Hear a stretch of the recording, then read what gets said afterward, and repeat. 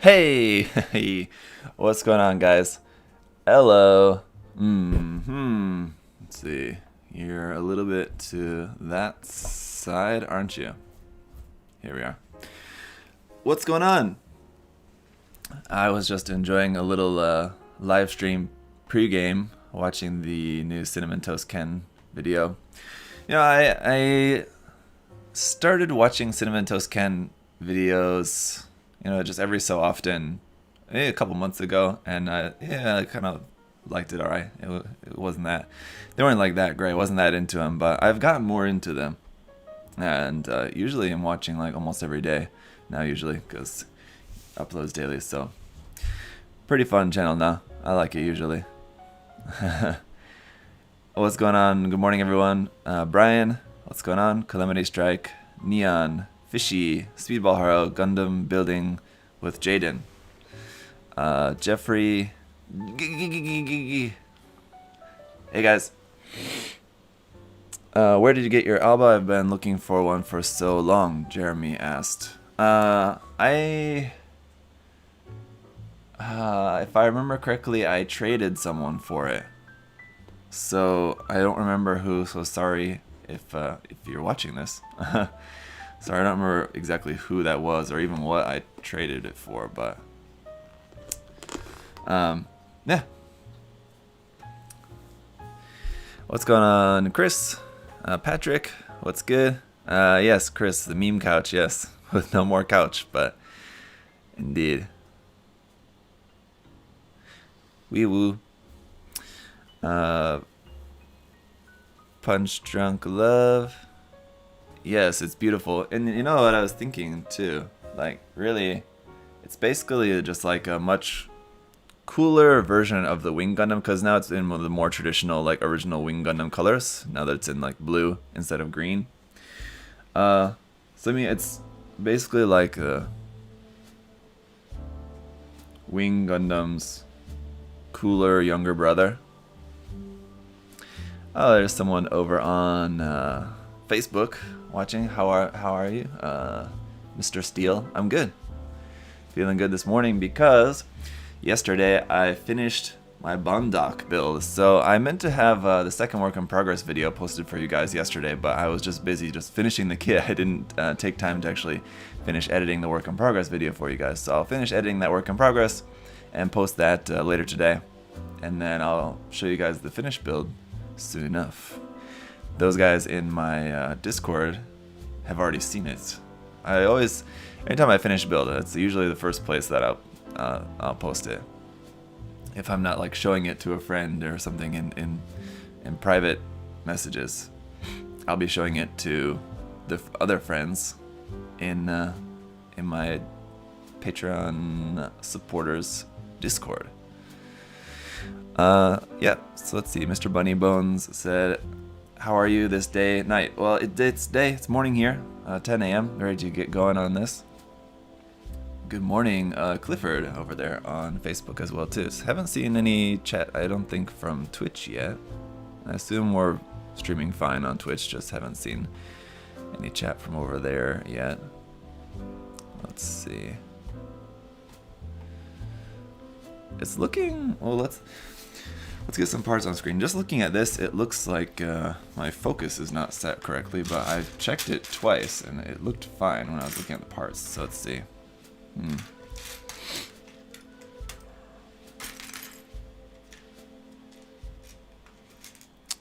Let's get some parts on screen. Stubby, no, you didn't miss the build. I'm just now getting started.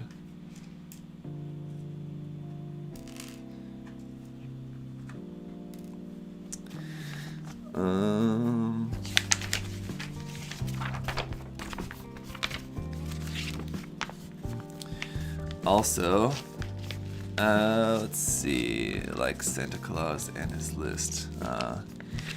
Were those P-Bandai EW kits that you built out the same that they made many years ago? Cody, yeah. They haven't I mean, they've re-released those Master Grade P-Bandai wing kits, I know, depending on the kit, but they've re-released them a couple times. And they don't change anything about the kit when they re-release it, so yeah, if you're I think I saw just recently they've been up. A couple of them have been up for pre-order on the US P-Bandai site. So yeah, if you're ordering that, it's the exact same kit, the one that I built. The ones I had, I've had for a while. But yeah, from a previous run.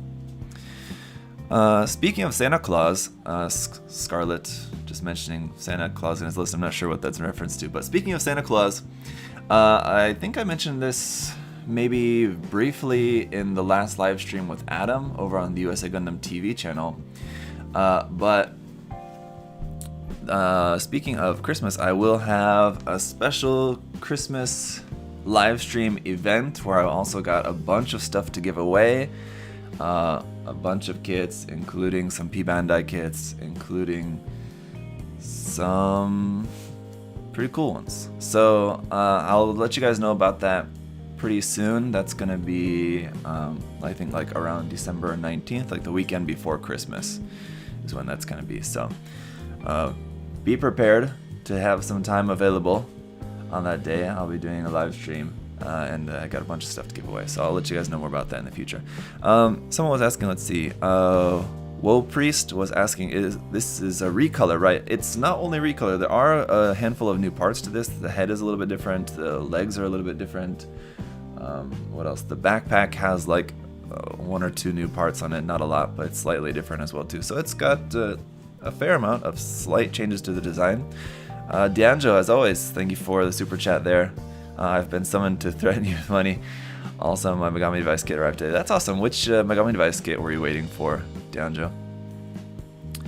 I can't imagine which one it would be that wouldn't be good. They're all great, but which good one are you looking forward to? Let's see. Let me just also go over here. Don't like that. Let's see. Just trying to make some adjustments on this here.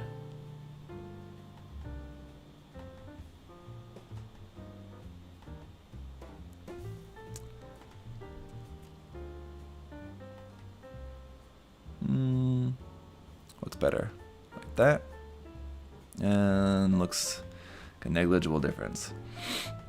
Anyway, just how's the stream quality in general today? Like I said, I think from last week I've been starting using not Wi-Fi, but I've actually got my internet plugged in, so I hope the stream quality is a little bit better. And D'Angelo, you said you're waiting for the Bullet Knights Lancer Hellblaze. Alright, yeah, I skipped that version. I didn't really like the recolor of that, but still, just the base kit is very cool. Let's see. Are you going to get the P-Bandai Testament? No, I'm not, Jeremy. I didn't. I decided not to get the Testament. Is your favorite Gundam anime really Turn A? I've never seen it, but it seems good. Neon. Yeah, it's one of my favorites. Yeah, Turn A, Unicorn, and 8th MS Team are my favorites. All kind of different, right? Aren't they? I mean, yeah. Let's get to building here. Thoughts on the HG Hararu? Chris Barnes, it's an older one, so it's definitely missing a lot of color apps on it.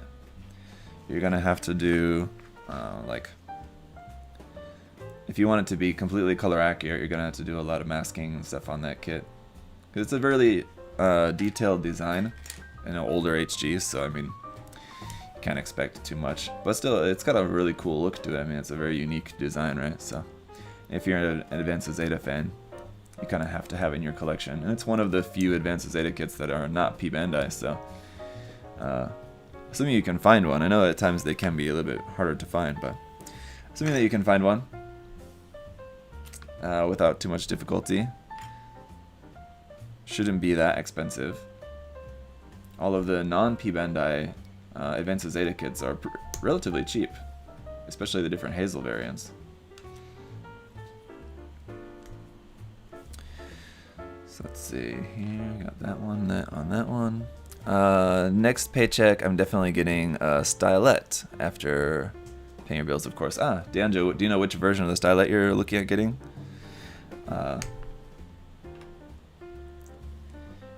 Maybe I should, just for you, I'll bump up my review of the this stylet kit for you. And it's been in my queue here for a while, so I was gonna review the stylet frame arms kit and the new frame arms girl. Oh, that's frame arms girl, right? Oh, you said that. Anyway, so yeah, especially if this is one of the versions of the stylet that you're considering, I'll definitely make a point to review that sooner, just for you. And I need to review it anyway, but the XF3 last I asked about. Okay, yeah. Well, I don't remember recommending that, but I'm glad that you remember. Yes, the XF3, yeah, I mean, it comes with more stuff. I think I just like the look, the style of it a little bit better. But it's not to say that the original stylet was not bad in any way. Hit me up this week for invites. Oh, yes, Patrick. Yes, thank you for reminding me as well, too. I meant to mention about that. Also, it should be next week that I'll have the Master Grade Wing Verka in. So of course I'll be doing a live stream of that, and during the live stream of the Master Grade Wing Verka, I'll also be giving one away, courtesy of Patrick there in the chat. So everyone say thank you to Patrick ahead of time for that. So that'll be cool. We'll probably end up doing that kind of the same way how I did it before, how I had like a quiz throughout the build. So bring your thinking caps and be prepared to answer some questions. I would recommend also watching on Twitch at that time, as we found out last time. Anyway,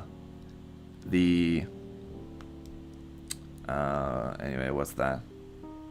The speed, there's no delay with Twitch as there is on YouTube, so you can answer the questions faster if you're watching on Twitch.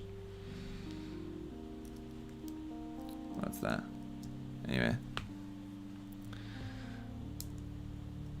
Alright, bye Neon.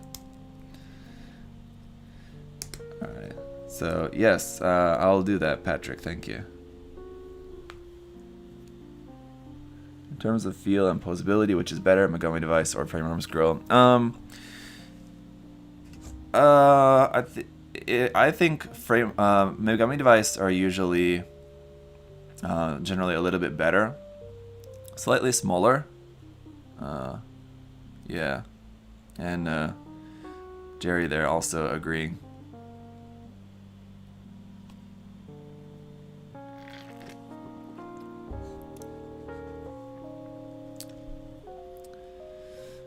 Well, if your brain has a slight delay, then, you know, whichever platform you're watching on, I can't really help you with that, unfortunately. But yeah, between if you're looking to getting like if you're looking to just like try out a Mecha Musume kit, Megami Device, slightly smaller, but I think yeah, generally they're a little bit better than the Frame Arms Girl kits. I think just they kind of Kotobukiya kind of has like even though the kits all kind of look different, the general construction of them kind of sticks to the same kind of plan.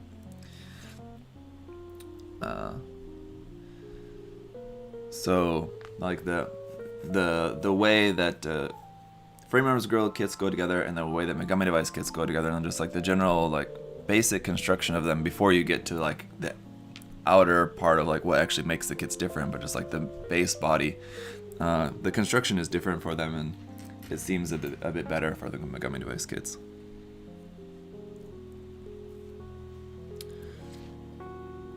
Alright, so here's our frame, and now we can start adding on the armor here with these front and back bits.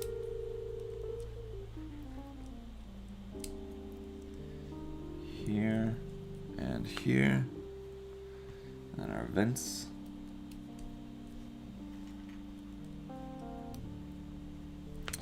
Like that. Ah yes, and we need a sticker here for our clear part.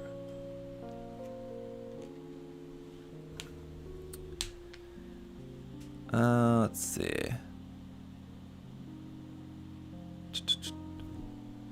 Would you recommend Milliput over Tamiya? I've never used Milliput, but from everything that I've heard, they're completely interchangeable.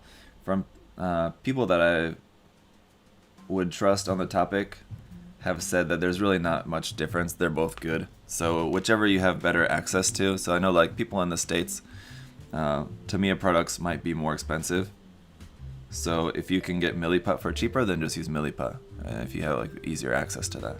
So whichever one you use, they both should work just fine. Jeffrey said, "I'm the best." Well, thank you. Couldn't necessarily agree with that, but whatever it is I'm the best at, I appreciate that. You've made 2020 tolerable some evenings. Thanks from Denver. Well, sorry that it was only some evenings, but glad that some evenings were better thanks to my videos. And it can be shaped by hand. Yeah, both. Either putty can be shaped by hand. Yeah, you don't need to wear gloves or anything necessarily. As far as I know, I've never heard that you need to wear gloves.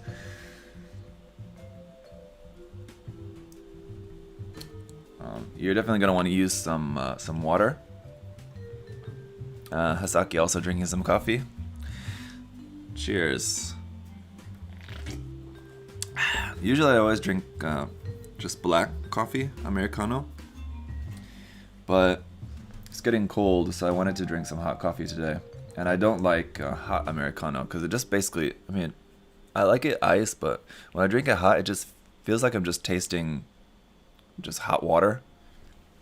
So even if I get like a stronger one, if I like add an extra shot to it or something like that, I don't know. I just don't really ever like it hot.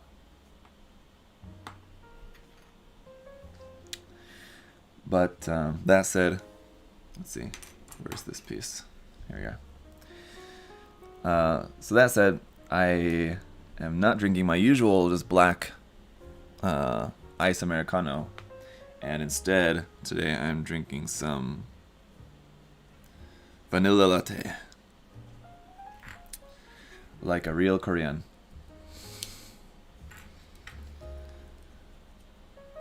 Alright, so this is supposed to go into there. It's our cockpit hatch. There we go. And when did we put this piece on? I somehow missed in the construction. I'm supposed to put this piece on the neck here. Hopefully I can do this without having to take too much of it apart. Should be fine. Unfortunately, I think I need to take like almost everything off of here. Hang on. Oh no! Why didn't you guys tell me that I missed that part for around the neck? Come on. You know I'm relying on you guys to be my extra set of eyes. So I have to strip it back down to the frame. So put on this dang piece. I forgot.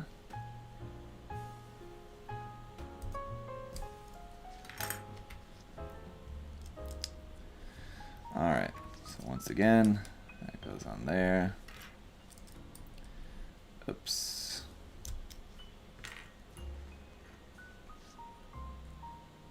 That goes in there. Come on.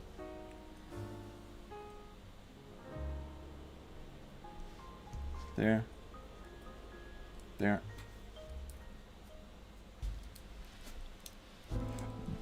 There. And there. That one there. And this one here. Alright. Oh, and in other news, well, and speaking of, well, news, resin news. Those of you guys who are missing the fact that in my old news videos I used to cover like news about new resin kits and like third-party bootleg kits coming out and stuff. And I don't do that anymore.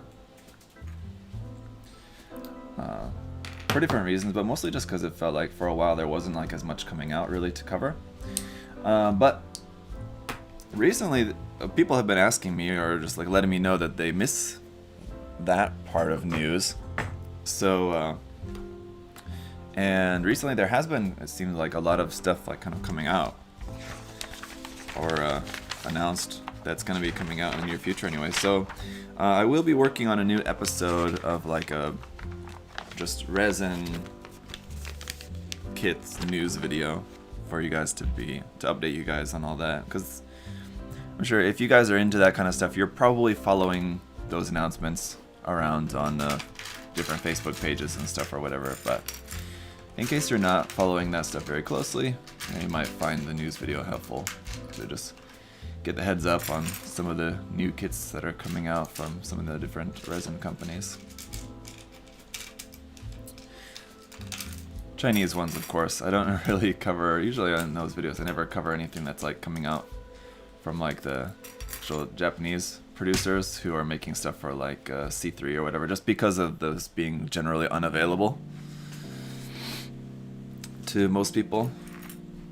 So like the stuff made for C3 or what's it, Wonderfest or something like that, usually I'm not covering that stuff.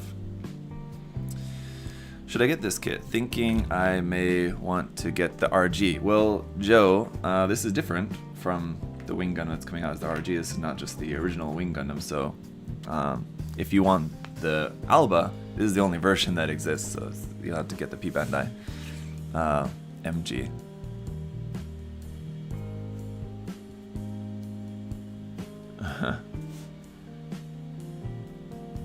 Yeah. Alright. But the new upcoming RG does look cool. I will agree. It does look quite nice. I wish that there was an RG of this instead. I definitely do prefer this design over the kind of original Wing Gundam, but what do you do?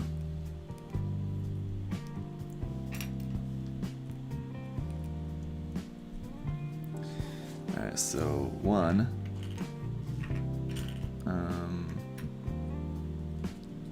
This one here, and two, this little vent on here, and A7 on the back of here.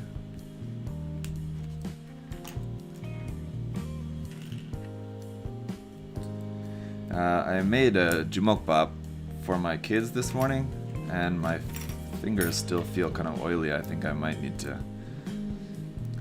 take a break for a minute and just go wash my hands again, because I hate that feeling of oil on my fingers. Do you guys know Jumokbap? Maybe only if you're Korean or if you've lived in Korea or something before. But it's basically like you just take a bowl with rice, cooked rice, of course, and then you just add like some kind of special like sesame oil and some other like seasoning stuff into it, and just mix it up, and then just make it into little bite-sized balls, and you can just eat it like that. Or that's how it's made, like for kids usually. Some other places will sell it. You can get like Jumokbap, where it's just like a big wad, like imagine like a big baseball of rice and stuff like mixed in all there and everything like that. So those are popular with a little bit older kids, but my kids are still pretty young, so it's just making a little bite-sized rice balls for them. So I'm not mixing it by hand. I wear like a plastic glove, so it's not, but still always end up feeling kind of oily, even like through the glove. So Luke, it's yeah, not exactly Korean cooking. I mean, it's a Korean thing to eat, yes, but I mean, it's basically just like mixing some pre-packaged seasoning with some cooked rice and making it into little rice snowballs.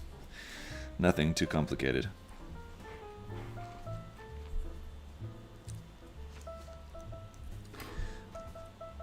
Speaking of complicated though, wondering why these hip skirt pieces have some extra little bits going on the inside, but I'm guessing that's probably due to something to do with the transformation or whatever, I guess. While I do like this design more than the regular Fenice Rinascita, I will say kind of miss the beam cape effect part. That was a pretty cool aspect of the Fenice Rinascita. So to not have that, it's a little bit disappointing, but I do definitely prefer the style of this one. It's a bit more angular in its design, a bit more kind of menacing looking, I think. So there's our skirt. A rice ball for breakfast, weird. Yeah, well, it's pretty normal. Koreans, I mean, not all, but generally, of course, and traditionally, rice is very normal to eat at breakfast. Rice and soup and kimchi. Yeah, I couldn't do it. I'm still American enough to not really want to have rice for breakfast, especially like with hot soup or something. You know, I don't know. What's I mean, depending on, I'm assuming most of you guys are in the US, so you may be, but if you're not living in the US, if you're living in a different country, I'm curious, what do you guys generally eat for breakfast in your country, like traditionally? Like in America, I think it's probably like cereal, toast, I don't know, egg, you know. I guess if you go to like a restaurant for breakfast, you probably will eat more stuff like that, eggs, bacon, hash brown, sausage, maybe stuff like that. I don't know how many people like really cook that like every morning actually for breakfast. Huh. No, trust me, Hazaki, yes, I wear a mask all the time. Yeah.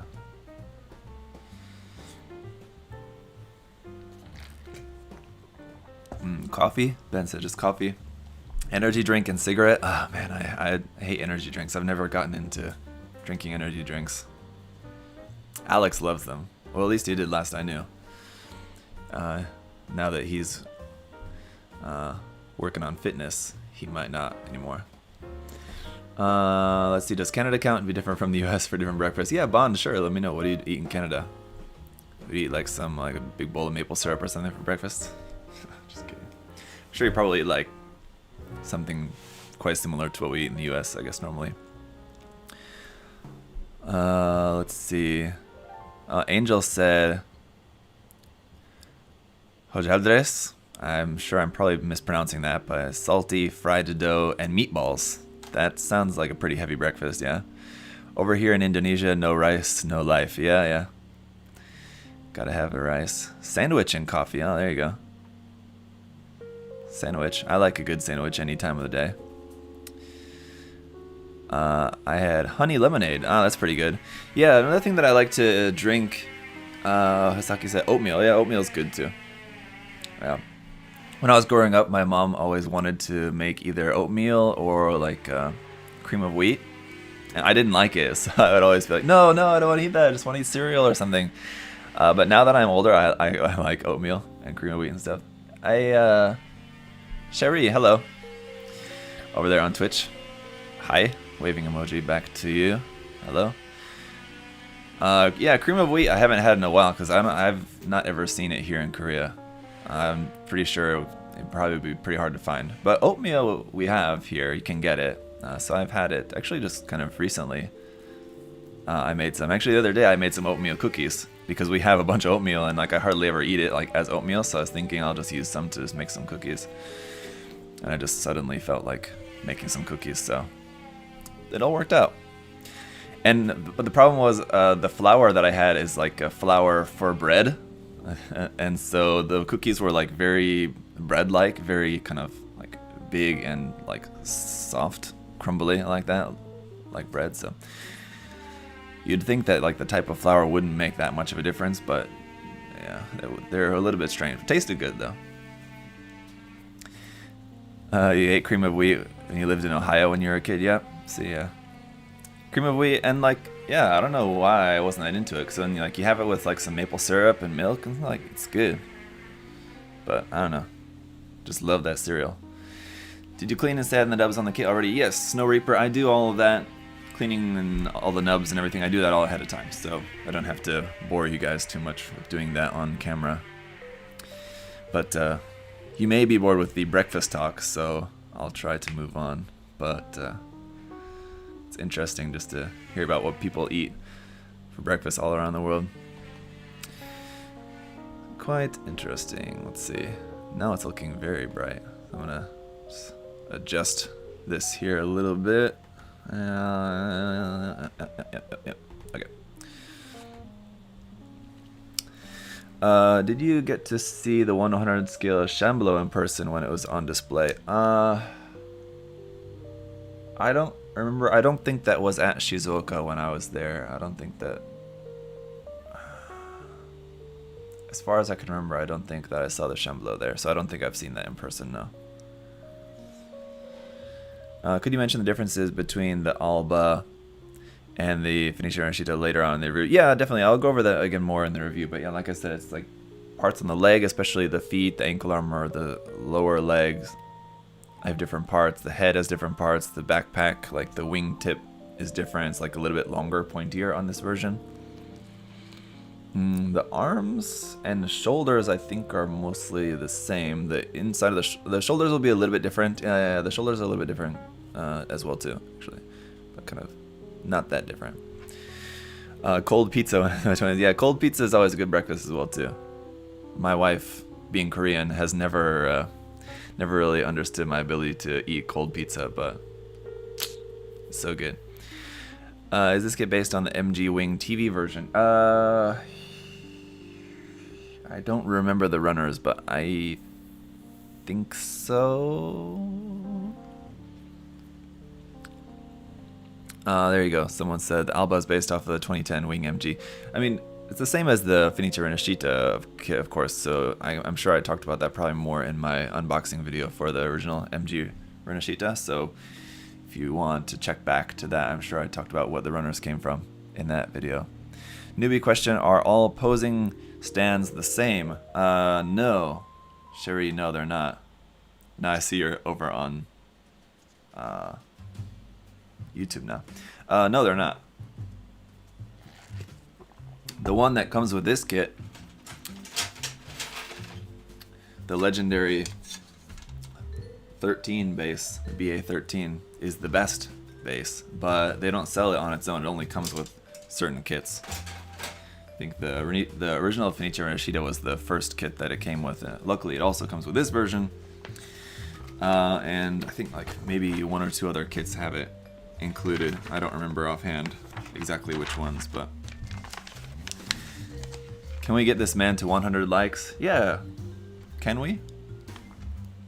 I'm sure you guys can, but there'll be a handful of dislikes in there as well too, no doubt. It's always without fail, any video, it doesn't matter really what it is, there'll always be a handful of dislikes, so that's fine. I've talked about this before though, but I feel like sometimes the case is where like people don't like the kit, so they dislike the video. I don't really understand that. It seems kind of nonsensical. Because the whole liking disliking should be more related to actually the video, not necessarily what you like, what's in the video, if that makes sense. Not the kit.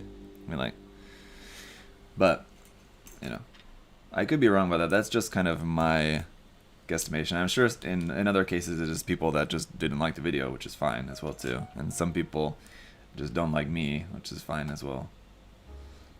I know there's probably a few people out there who just, for whatever reason, have decided just not to like me, and will just downvote any video that I upload just straight away anytime it comes up for them. So that's fine. You know, people can do their thing. It really doesn't affect me at all. Like, if I started getting like 50% down like ratio, that would be maybe bad. I would know I'm really messing up at that point, but as long as it's still like high 90s, it's not really anything to worry about. Let's see. Again, just a heads up, I know I see a lot of familiar faces there, or familiar handles there in the chat anyway, so but just a heads up, just in case any of you guys are newer or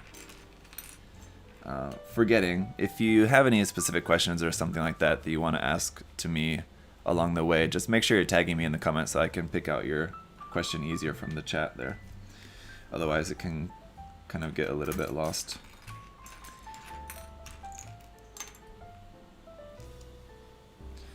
That would be helpful. Thank you very much.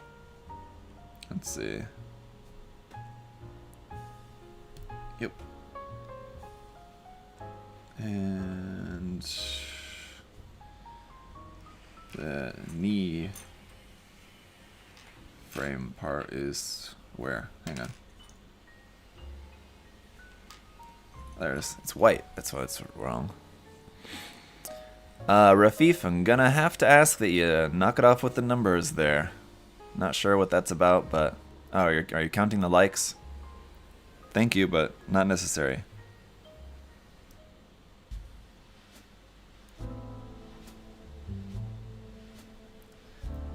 Alright, hang on. Wondering why I didn't hear a little click there, and it's because it's the wrong head upside down. There we go. Edward Lee, do you remember me? Well, the name doesn't ring a bell, Edward, I'll just say, but do I remember you? Have I met you? Or how do I know you? I am building the MG Wing Gundam right now. Well, there you go. Lattimore. What kind of spray gun do you recommend for a new painter? A new airbrush? I like my Sparmax that I'm using now, but I also have an Iwata brush, but Sparmax owns Iwata, so kind of either way, it's kind of generally Sparmax, but my Iwata is one I had and I used for a long time, and the Sparmax one I've been using for a long time. I will say, just recently though, I did have a problem with my Sparmax one, but it's getting fixed now. And what happened was the what do I want to say? The nozzle.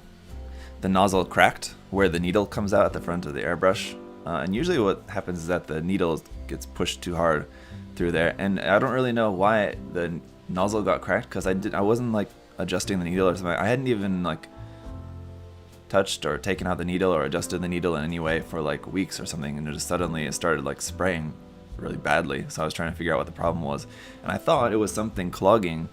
I talked about this last week, if you guys remember, or I think it was last week or the week before. I was talking about how I was having a really bad day because I was trying to spray something before the stream and it was just not working, and I thought it was something clogging that. But turns out what it was is that my nozzle was cracked. I realized later. So, but I got in touch with people at Sparmax, and I'm getting replacement nozzles sent out, so that's good. So I'll be back to using that soon enough. But in the meantime, I've still got my Iwata brush as well, so luckily I've got a backup that I've been able to use. So I've been able to finish up the Bondoc. And what's the next thing that I'm going to be painting? The Cooster. Yeah, I need to paint that. Although the Cooster is all ready to be painted, but the problem is now I just can't decide how I want to paint it. If I want to hand paint it or airbrush it. Or what I'm thinking, probably what I'm going to end up doing is a mix of both. Probably end up airbrushing like the whole kit and then doing some hand painting on it as well. So I'm not sure. The problem is I don't know if that's going to end up looking good or not. So I don't know. So I can't decide on how to paint it, and I can't decide on what colors to paint it is the problem. So luckily I've got some other stuff to kind of work on to keep me busy for a while, but the kit's ready to paint, so I need to get started on painting it. I just need to decide about those things. So hopefully I'll be, struck with some inspiration sometime in the next couple days. So that'll work itself out, but we'll see. Very interesting frame, inner frame for the leg. Look at that. It's just this little kind of little thing in there. I had no idea this kit existed. Tanguyan said, Taguyan? Yeah, I know that there's not a lot of coverage of this kit on YouTube. And I mean, it wasn't like a huge release even when it came out. It was, and I think it's only been released maybe once. So, yeah, so some people, there's one reason why I'm getting around to reviewing this, is because people have been asking me. They know that I have the kit, and so they've been asking me to review it because there's not any good proper reviews of it around on YouTube, I guess, apparently. So yeah, hopefully a lot of people who are weren't aware of the existence of this kit will also find out and want to check it out, but I think it's probably one of the harder ones to find at this point, I would imagine.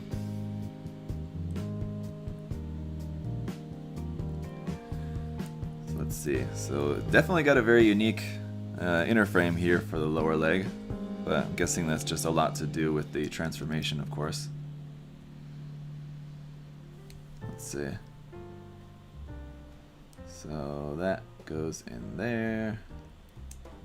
That little bit should be in there like that, right? That all looks lined up. Joe said my birthday is in a week. To get some wing Gunpla. Oh well, hope you get some wing Gunpla in a week. My wife's birthday is in a week as well too. So I've got a few things lined up. Hopefully, a couple of things I ordered from the US, and hopefully they arrive in time. I ordered them with what I thought should be plenty of time, so should be alright, but you know, we'll see.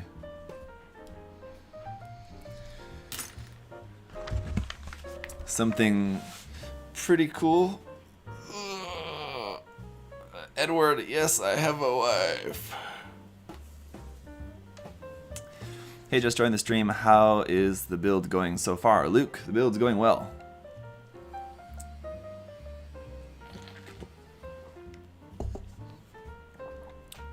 But you guys are saying that the video is lagging a little bit.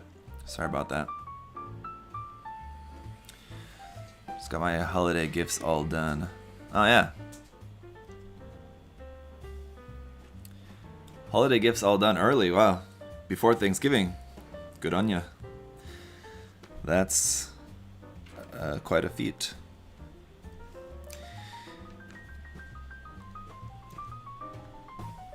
Let's see.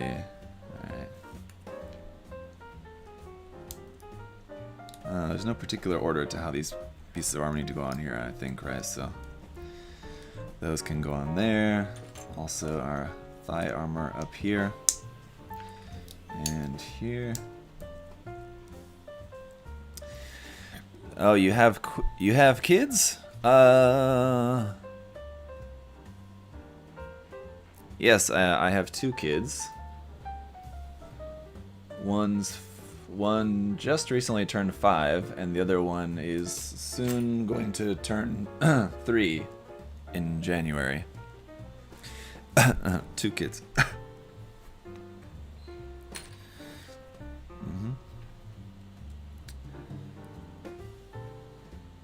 Let's see. That goes on there. And this one up here. It says that now it needs to go back. Okay. Just to get that out of the way. So that like that. And then this ankle joint. Oh, we put the ankle armor on the ankle joint first, apparently.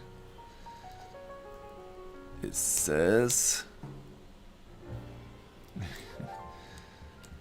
never knew it? That's amazing. Well, I mean... It's not that crazy, is it? I mean... many adults have spouses, children.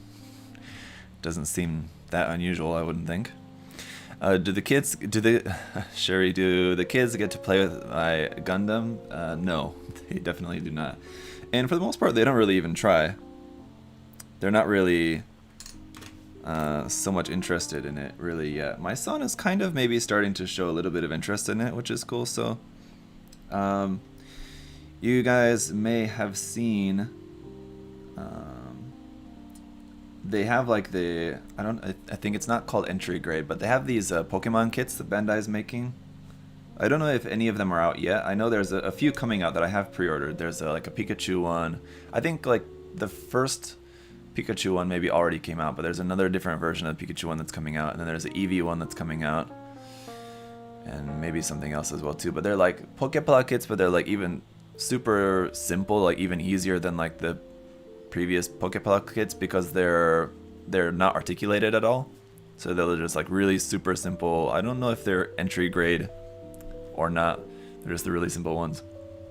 Oh yeah, Gengar, that was the other one. Yeah, thank you, Lemon, over there on Twitch. So yeah, I have a couple of those really simple Pokepla kits on pre-order that I'm going to try to let my son try out. He's not like necessarily a super duper Pokemon super fan by any means. He likes Pokemon. He's seen it like a couple times or something, but it's not something that he's like crazy about. But he likes it well enough that he'll enjoy making that, I think. So we'll see. Let him try out something really super simple like that, and and if he likes it and if it goes well, we can try maybe the entry grade Gundam or something like that, and just on from there. They make Bandai makes a good amount of those just kind of fun, simple, just like character model kits, like Doraemon as well too, and then like a bunch of the Kakao Friends. I'm not sure how available those are to you guys in the US. You might not know what I'm talking about. But there's a bunch of those little kits. I think those are kind of mostly popular in Korea because Kakao Talk is a Korean thing, right? But there's those little just simple model kits, but they basically build like statues with very limited articulation. Also, like the simple Keroro kits would be pretty cool too. I think he might like, and they're all really cheap, of course, too. So just might let him try out a few of those kits and work his way up to some simple high grade or something like that as well too. It's just 5, so like this one. I recently bought another Keroro kit just because I thought it'd be cool to just kind of have on hand for in case I want to try out some different painting technique or something like that. Just a really simple kit like that. I like those kits more than like Haro kits. I know sometimes people will just use like the little Haropla kits like for trying out new paints or paint techniques or something like that, but they're very boring. I mean, I love Haro, but it's just a little ball. I think the Keroro kit's more fun. So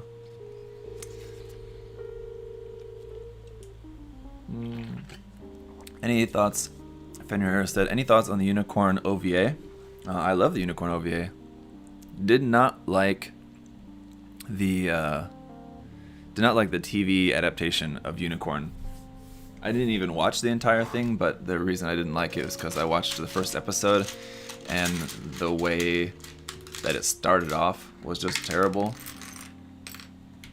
How they re-edited it. So I was not a fan right from the start, so I just said, well, don't like this, and just didn't bother watching the rest of the TV adaptation. Just stick to the OVA. I think it's one of those things, right? It was made as an OVA, so like that's how it was made, and like trying to make it into something else, obviously they're gonna have to make changes or sacrifices to what was already, well made as something that it was. So, I don't know. I'm just trying to think of like a good example.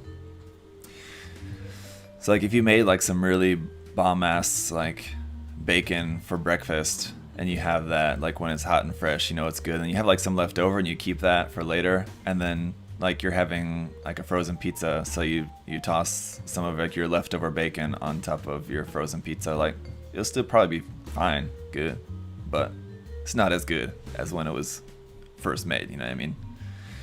That's kind of what I'm trying to say about the kind of Unicorn. So, yeah, just that was very disappointing. Don't watch the TV version of Unicorn. Watch it as the OVA. Are you craving breakfast? No, yeah, I'm talking about food again, but no. Not really. I usually don't eat breakfast. I do love cereal, so like kind of the only reason why I ever really want to eat breakfast is just because I want to eat cereal. Usually, it's not the only thing that I'll eat for breakfast, but it is certainly my favorite thing to eat for breakfast, or just kind of any time of the day. But no, yeah, I usually am fine not eating breakfast.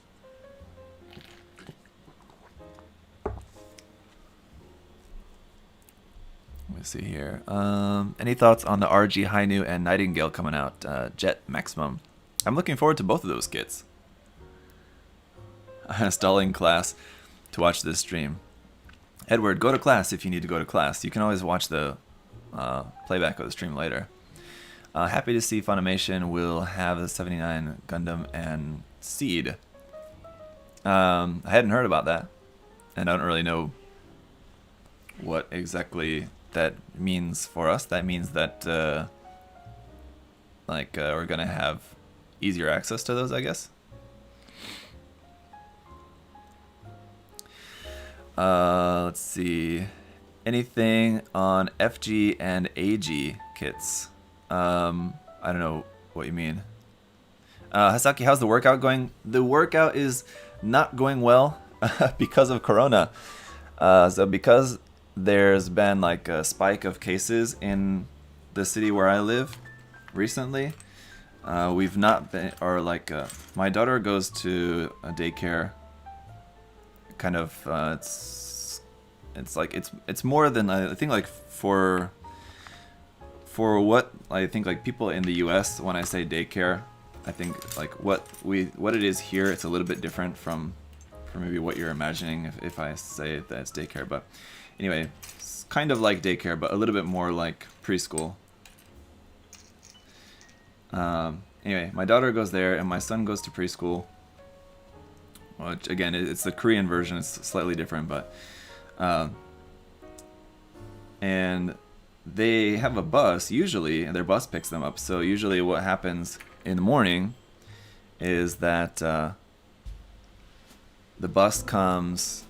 Their buses come at different times to go to different ones because they're different ages. But my daughter's bus comes first. I'll go out, put her on the bus, then go to the gym for like 40 minutes, something. Because my son's bus comes later. So like while he's finishing his breakfast and just like getting ready and stuff, my wife's there. So after putting my daughter on the bus, I'll go to the gym, which is just the gym in our apartment complex, so I don't need to like go anywhere. It's just like right next door. So that's the time when I usually go to the gym. But because of coronavirus, my daughter's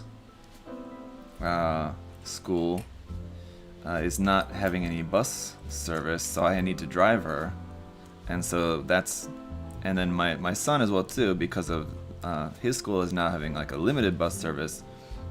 It's really early, and it's just impossible for us to get ready by that time.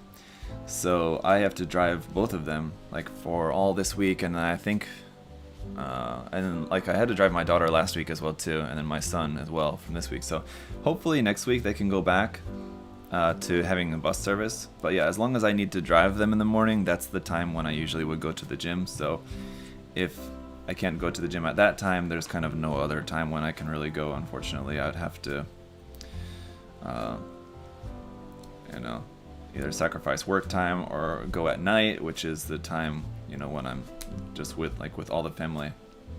It's like our family time in the evening. So yeah, not really any time to go, but as soon as I can, I will go back to going back to the gym every day. Just in case any of you guys are watching and you have no idea what I'm talking about, I mentioned this in a past video, in my cup ramen video, like cup noodle video. Some people thought I was just joking, but it's not actually a joke. I did actually start a second Instagram account. Instead of Zaku Aurelius, it's Zaku Fitness, so you can check it if you want. And so I've been using that Instagram account to post daily. Not recently, because I've not been able to go to the gym, but as long as I've been able to go to the gym before, I was using that to post daily, just about going to the gym anyway.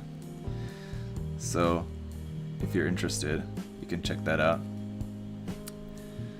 So I appreciate all you guys who have been following me on there. And so yeah, that's what's been going on with that. If you've noticed at all that I haven't been posting on there recently, it's because I haven't been able to go because I've been driving my kids.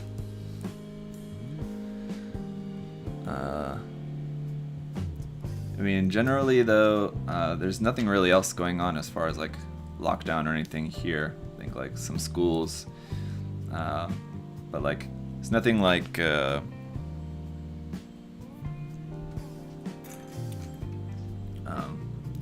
restaurants like have to close, bars have to close or anything like that. I think like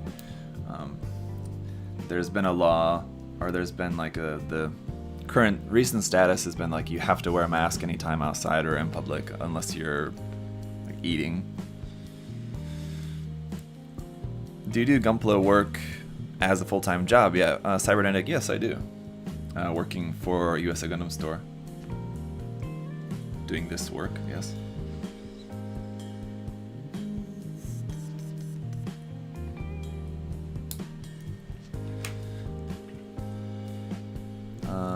Cody said, any tips for swapping out pegs? I did a kit bash and they seem to break every now and again.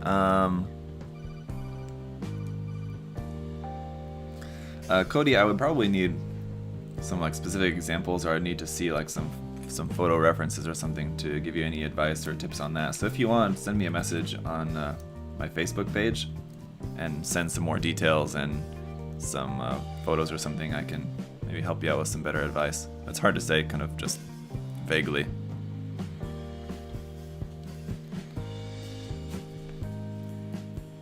And doing customs is extra. Well, Lewis, doing customs is not like extra of my job. It's just kind of like part of the job, because even when I'm just working on my own customs and stuff, I'm still making work in progress videos, and that's still, you know, even in the work in progress videos, even though that's not necessarily like a review, which would be like kind of an advertisement for the kit, like, right? Typically you'd think of like, here's the review, I'm letting you guys know how great it is so that you'll go and buy this particular kit.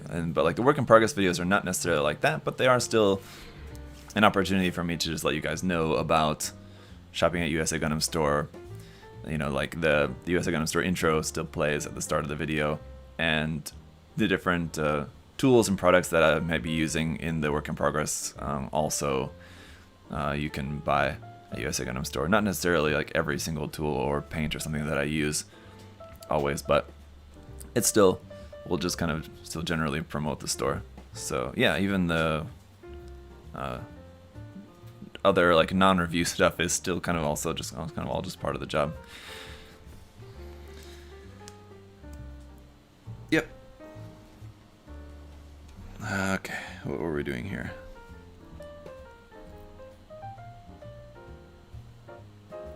Putting that there, and this one on here.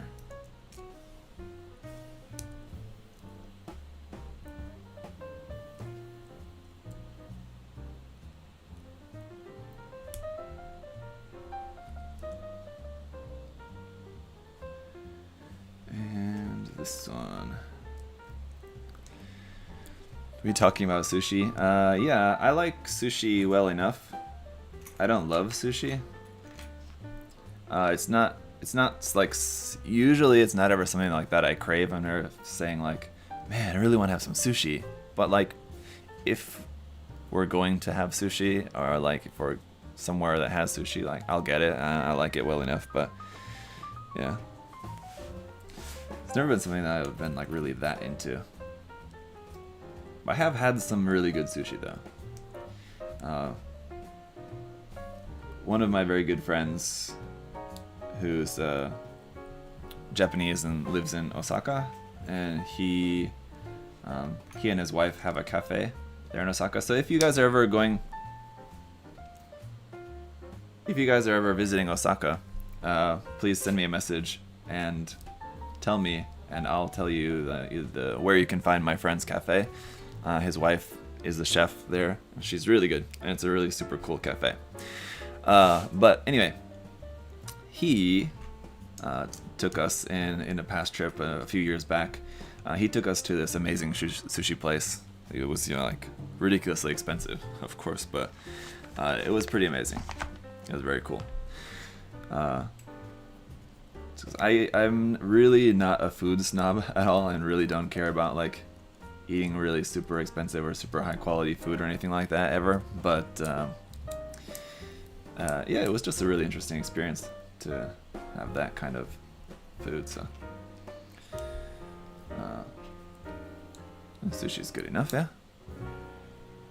Was it omakase? I don't know. I don't know offhand what omakase is, and I don't even remember exactly what all we had while we were there, so I couldn't say.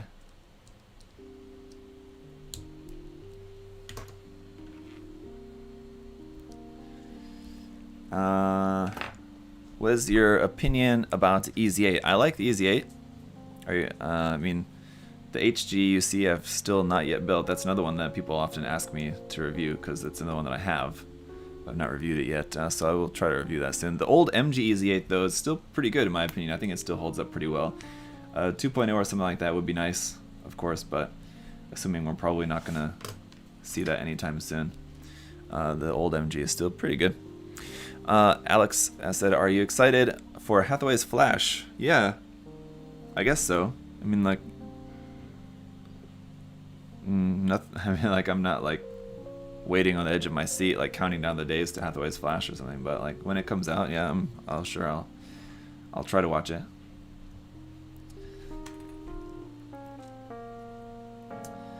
I've found that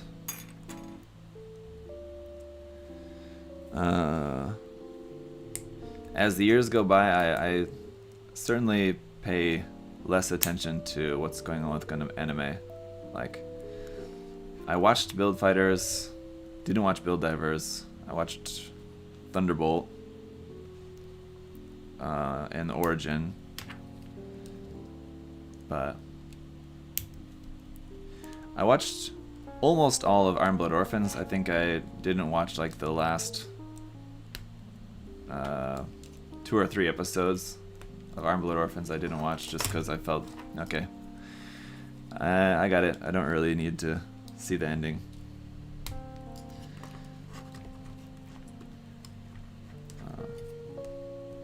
Someday I should go and watch like those last couple episodes of Iron Blood Orphans, but I was kind of done with the series by then. I had kind of already made up my mind on it.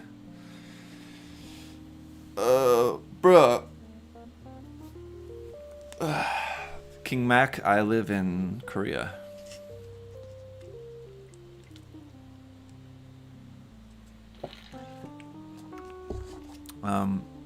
Jonathan, I wouldn't agree that Iron Blooded Orphans is the best, but you know, if you like it, then that's fine. Age is the worst. I would also not agree that Age is the worst, although I've not seen it, and it certainly didn't look very good. I have heard from a lot of people that it is actually better than you might expect if you actually take the time to watch it, so I'll definitely hold off any judgment on Gundam Age. Even though it didn't look very good, I've not yet watched it, so I couldn't say if it's actually good or not. I'm sure it is probably better than a lot of us might think, even if you don't like the look of it stylistically.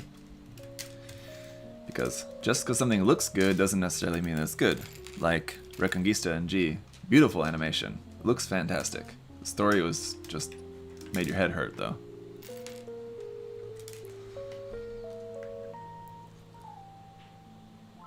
IBO's second season would have been better if Galileo wasn't shoehorned back into the plot. Honestly, my main problem with Iron Blood Orphans was that I think it started off great, and I think their initial plan was to make it more like how it started off, pretty dark and a little bit more violent. At least, I don't know, you know.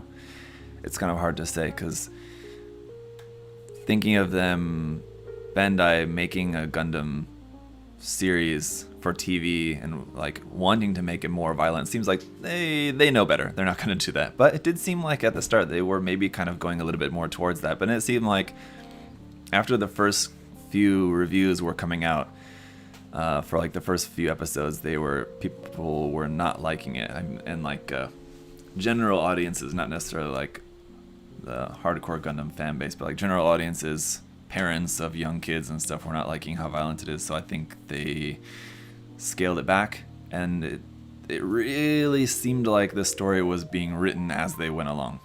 They didn't necessarily have it all planned out from the start. So I could be entirely wrong. This is just my theory, that I think they had the story kind of fleshed out from the start, but they had to make a lot of changes as it went along because of stuff like that. So that's what I think happened. That's what it looks like happened, just from my point of view watching the series, and just like kind of trying to kind of read the feeling of it as it went along. But yeah.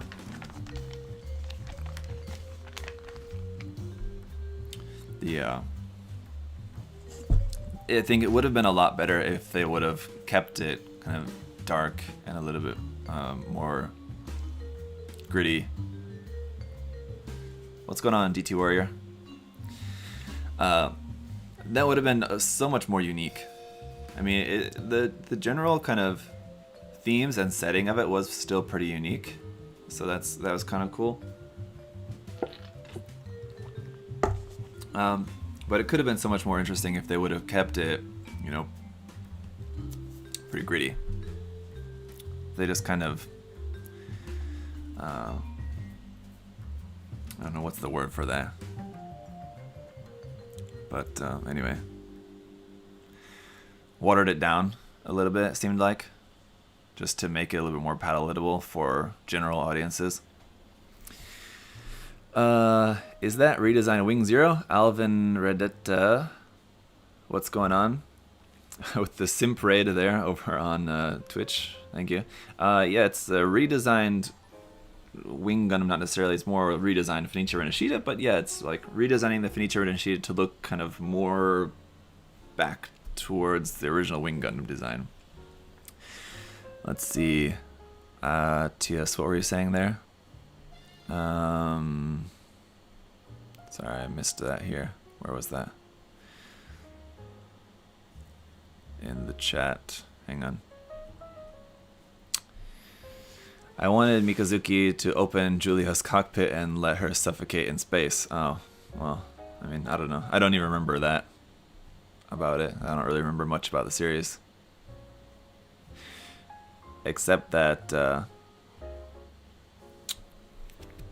what was her name? Carta? Was a really cool character.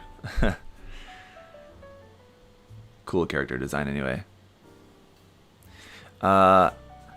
Ateris, I'm not sure if I'm pronouncing that correctly, but thank you for the super chat there. £5. Got my first airbrush this week. Looking forward to stepping my game up. Thanks for all your hard work, sir. Well, congratulations on getting your first airbrush. You'll definitely be happy that you did. There's a little bit of a learning curve at first. You know, don't be too intimidated by it. It just takes a little bit of practice, but you know, once you get just that little bit of practice under your belt, you'll realize how comfortable it is. DT Warrior as well, thank you for the super chat there also. Did I hear a cat in the background? No, it's not a cat. It's like a creaking something. I don't know exactly. It's like a water heater over here, so I think it's a water heater or something that like kind of creaks every now and then. That's the sound. Let's see. Rinascita Alba. I never heard of that kit. Yeah.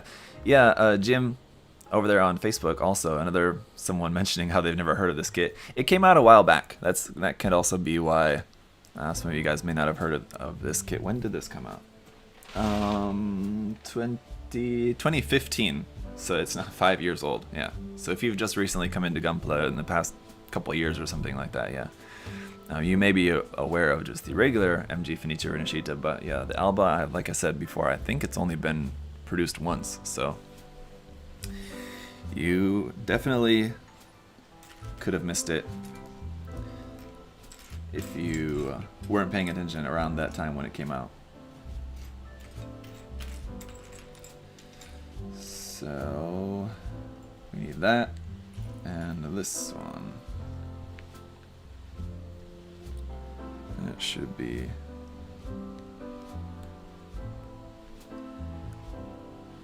this? I just strict as my master grade wing. I'm not sure what that means. Sorry, Lattimore, I think you had like an autocorrect error there or something. Is the clear piece in the chest clear green or colorless with a foil sticker on the back? Ramiro, it's clear green, and there's a foil green sticker on the on the yellow part underneath. So the yellow part that goes around the outside there, it's underneath there as well. So you stick the foil green sticker onto the yellow piece, then stick a clear green piece onto the top of that. So if you wanted it to be clear yellow or clear purple or something like that, unfortunately you're out of luck. It's just molded clear green. So you've got no choices for that, unfortunately.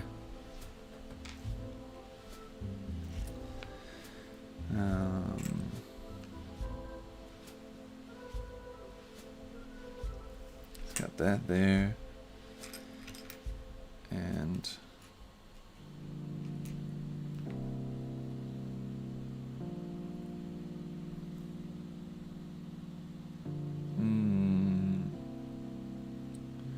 hold up. Ah, yes. Okay. Hey, sorry to bother you. I was wondering if the P-Bandai Sandrock will be the next review on the live stream. Have a great... no Sandrock, unfortunately. Yeah, I know. I've been doing a series of wing-related reviews, but I don't have any Sandrock actually on hand here. No Master Grade Sandrock for me, so sorry. Won't be anything for that one.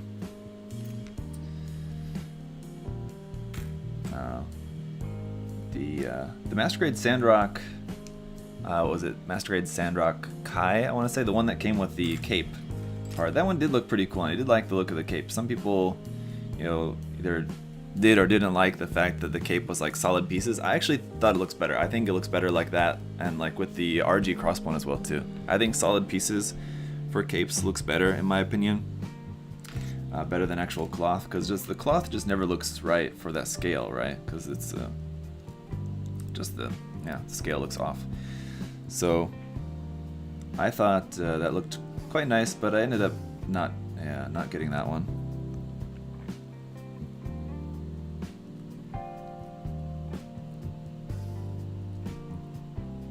Let's see, that's supposed to be up like that. Okay, there we go. And this one here.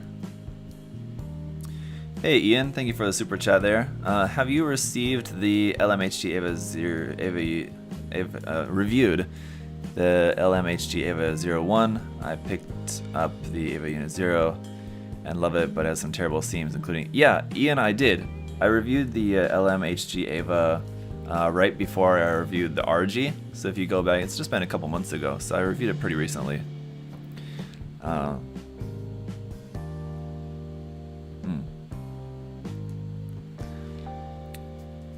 Yes, and I actually thought the kit was pretty nice. I got the kind of like repackaged version or what it is. It's like the Eva movie version or whatever it's called. I forget what the actual title it was called, but it's kind of like the repackaged version for like the movie that's coming out. And yeah, I thought it was quite nice actually. Sort of like a big HG compared to the real grade. Any chance on you selling this? Jeremy asking, any chance of you selling this after the review? Probably not, because I had to trade to get this kit. So it was certainly one that I really wanted. Edward, gotta peace out. Alright, well peace out. At least you got to see most of the build, right? So yeah, like some kits I do like get. If it's like a new kit coming out, I'll get it because it looks pretty interesting and I want to get it to do the review, and then afterwards, you know, I'm not that interested in the kit, and so I'll either sell or give away the kit then at that point. Yeah, sometimes that happens.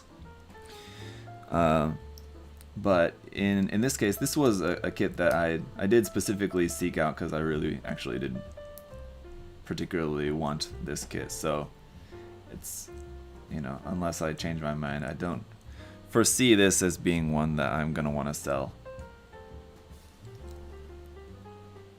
And how does this part fit onto here? Hang on.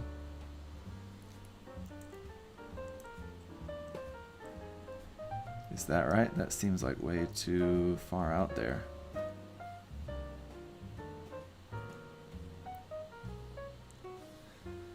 What the?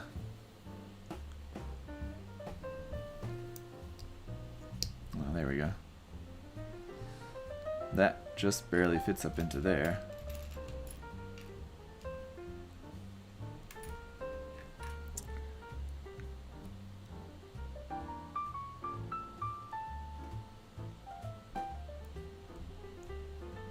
And that up into there. And that on top of there. There we go. Cool design for the shoulder armor. I really like the shoulder armor for this kit. It's very cool. The Rebuild Eva series are awesome kits. Certainly not flawless, but impressive nonetheless. Eva kits work better in large scale. We also have to do an updated remaster of the PG Eva. Yeah, that would be cool. You know, maybe it's something they'll do, you know, once after the 4th movie is out.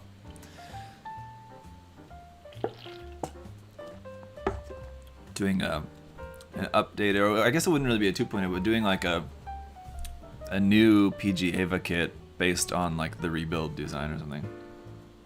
Which, I don't know, some people would like or dislike. I'm sure people would have their opinions on that. I wouldn't mind it though.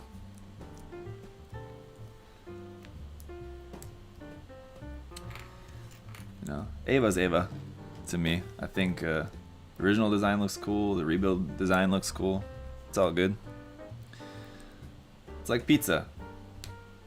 It's always good. I mean, it's never bad. Unless it's really bad. What's going on, Reiji? With Bandai's penchant for adding new kits to lines that haven't seen a release in years, I assume that the RE100 line is on an indefinite hold. That seems to be the case. Like I mentioned with Adam in a previous live stream, what I would maybe guess is the case is that because Bandai's production is kind of limited for the time being because of the coronavirus, you know, their production capacity is a little bit limited. So I would imagine they're probably more focusing on new releases and lines that they know are going to be a lot more popular, probably compared to the RE100 line, which I think is great. And I know the kits probably sell well enough, but maybe not quite as well as some other stuff like new HGs or RGs or MGs, of course. So if they were going to have to put anything on hold, it's understandable that it would be the RE100 line as a line that like they probably will continue making, but only when, you know, they're really able to work at full capacity and they've got everything else kind of sorted out, if that makes sense. So, you know, maybe wishful thinking on my behalf, but that's kind of what I am estimating is possibly the case. We shall see, though, eh? What about an HGCE Stargazer? Well, I like the Stargazer kit. It's pretty cool. It's a very unique kit, of course. So if nothing else, it's got that going for it. Comes with the effect part and the stand and everything, which is nice. No weapons, but if you don't mind that.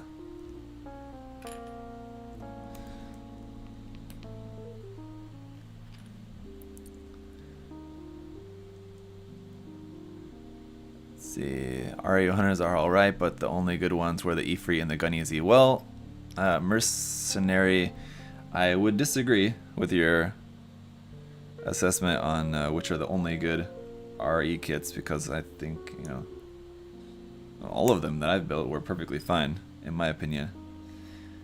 I have yet to build an RE kit that I was displeased with in any way, really. I think they get a little bit of a bad rap, unfortunately.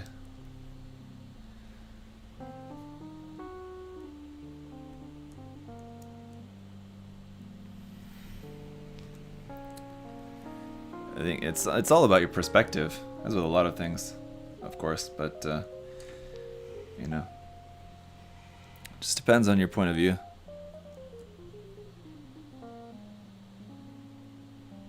And I'm a little bit worried that I put this part on here wrong. But that's weird. Cause let's see, yeah, I think I did.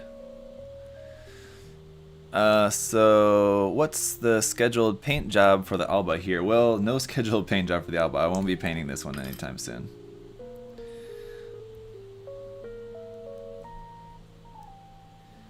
I have my elbow joint here backwards. The next thing that I'm going to be painting, like I said, I'm going to be painting the Cooster. Once I figure out what I want to do with that. And after that, I don't know if there'll be anything else between the Cooster and the MG Wing Verka. I want to paint up the MG Wing Verka right away, so depending on how it's going with that, I may paint up something small in there somewhere along the way as well. But chances are I probably won't have a whole lot of time in between, so we'll just be working on finishing up the Cooster while preparing to work on the Wing Verka.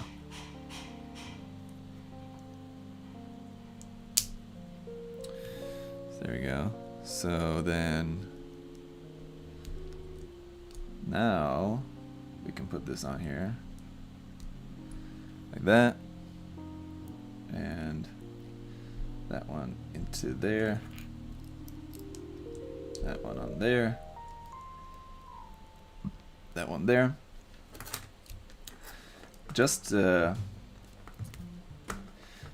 the problem is, like, when it comes to like painting projects between things, I always get kind of sidetracked and start like little side projects as well too, like on the side. So like, for example, I've been working on the Bond dock and stuff, but I painted up this Ultraman kit I showed you guys the other day as just a simple side paint project.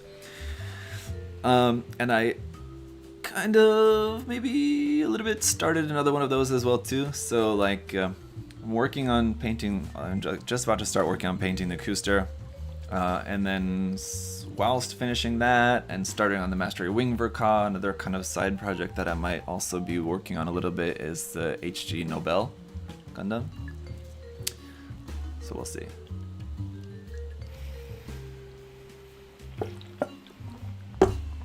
Sorting something else. I'm sorting something out for that. I thought I turned that off. Sorting something out for that. And we'll maybe do a quick paint job on that one as well too. It's very minor modification. And not modification, just very minor customization basically. Changing the colors and weapons for that.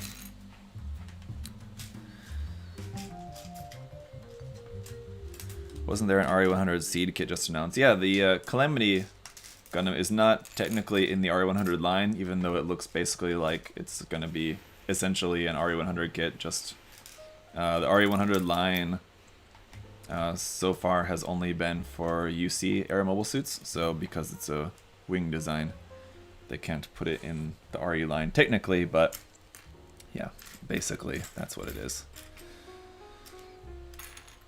As far as we can tell so far. It certainly doesn't have the same look as all the rest of the older 100 scale seed kits. So, hey Zach, have you learned anything new about the Gunpla industry and Bandai from working with Adam at USA Gundam Store? Yeah. Some, yeah. It's certainly just been interesting to hear more, like, insight about just the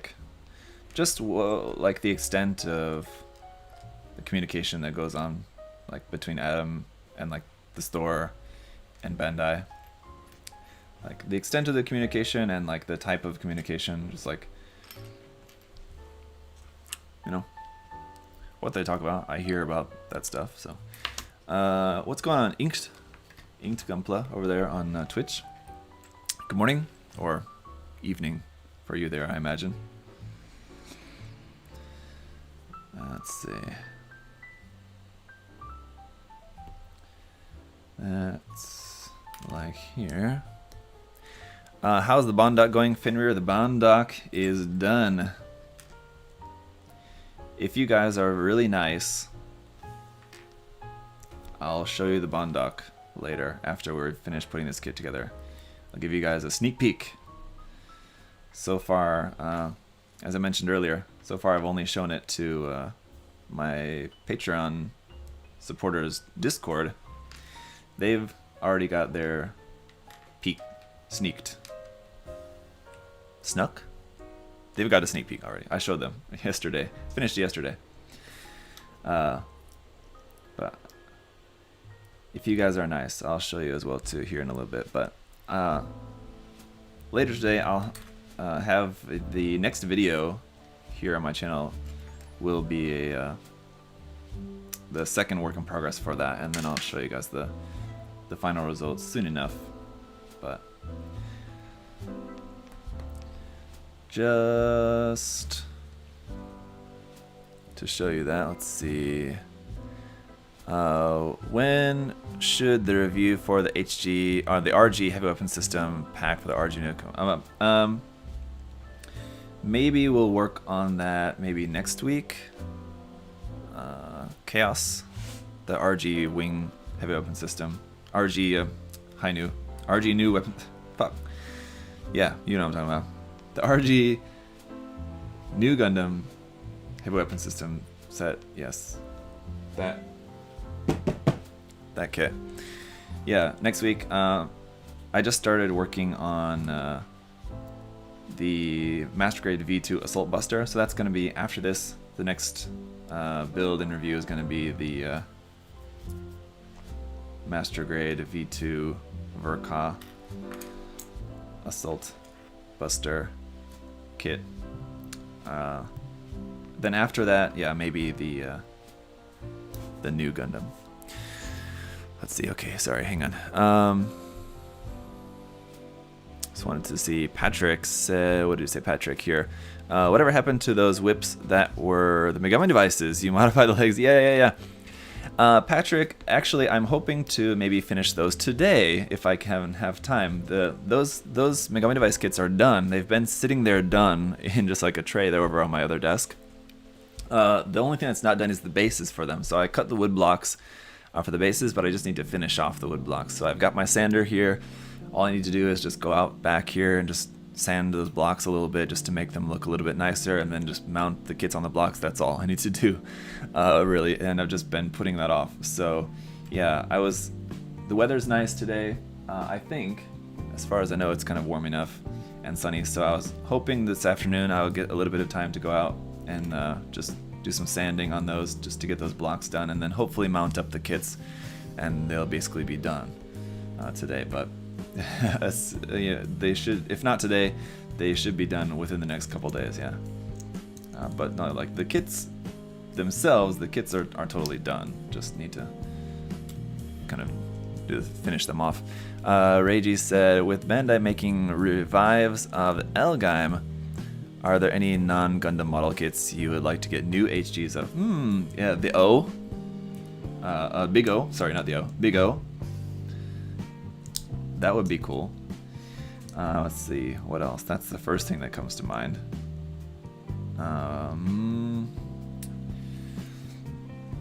You know, Super Robot Wars, unfortunately, is a Kotobukiya property, but I would love it because some of the designs are pretty cool. So it would be cool if Bandai would acquire Super Robot Wars and make some cool Super Robot Wars HG kits. Those would be pretty dope, but I don't see that happening. I don't think they would break their agreement with Kotobukiya, and I don't think Kotobukiya would want to do that. And I don't even think Bandai would even necessarily want to do that. Just I think it would be cool. Those are a couple of ones that come to mind anyway. Don Walls said, how likely are we to get a Silver Bullet Suppressor MG kit with the Mark V confirmed? I've talked about this a few times already, but so those of you guys who have already heard me talk about this, sorry to talk about it again, but just to answer Don's question, I don't think that just because we're getting the Mark V, you know, the design is similar, but in terms of actually being able to reuse parts from the Mark V to make a Silver Bullet and or Wolf, there's very little of the Mark V that they would actually be able to use because the armor is almost entirely different. And then even for the inner frame, like the parts of the inner frame a lot of the inner frame would have to be different as well too. So I'm estimating, as I said before, probably around between 50, 60, maybe up to 70% of the frame they might be able to reuse. So I mean, of the entire Mark V kit, how much of that would be able to be reused for a Silver Bullet or Dovin Wolf kit? It's less than half, certainly less than half. Maybe 35%, I would say, somewhere around there. So it's not a lot. I mean, it's better than nothing, but just because this Mark V looks similar to the Silver Bullet, it doesn't mean that like all they would have to do is just change the color. Like that. It's certainly not like that. So I think it's still very possible. Yeah, I'm not holding my breath on that. I would love a Master Grade Silver Bullet kit or Dovin Wolf, either one. That would be very cool. And I expect it's very possible we'll get one eventually, but I don't know. You just have to wait and see. It's certainly not confirmed just because they're making a Mark V, you know. What will be the next live build, Sir Tom? To answer your question, Sir Tom, probably the V2 Verka. The V2 Assault Buster Verka. Like I said, I just started working on prepping the parts yesterday, so once those are all prepped and ready, then I probably will do a live stream build for that. Possibly on Friday of this week. I'm hoping to get kind of the rest of the parts all prepped up tonight, and then but won't do another live stream build tomorrow, but maybe on Friday. It'll be Friday morning for me. If you're in the US, that's Thursday evening for you. So that'll probably be the next one.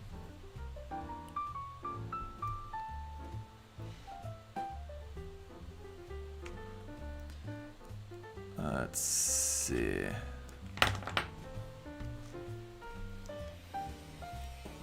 And that's there.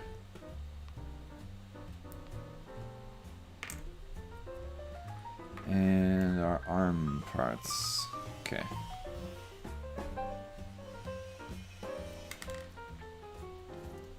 Left arm.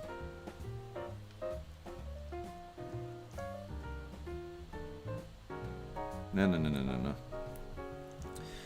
Trying to trick me with that again. Almost put the elbow joint in backwards again there. It's not very clear in the manual, the way to put the elbow joint in, because it's kind of well, yeah. You have to pay close attention to that anyway.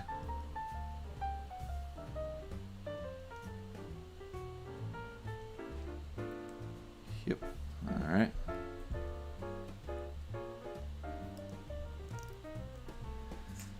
Like that. Alright. Fishy Wishy said, whatever happened to the Ellen Kshatriya? I still have it. Just nothing's ever happened to it since you guys have last seen it. So it's just kind of stored here, basically. Someday I'll finish that, probably. Or I'll really need some, if I'm ever like really needing some money, I can always just sell it. But hopefully it doesn't come to that. I would like to actually finish that kit someday. So hopefully I don't have to sell it ever, but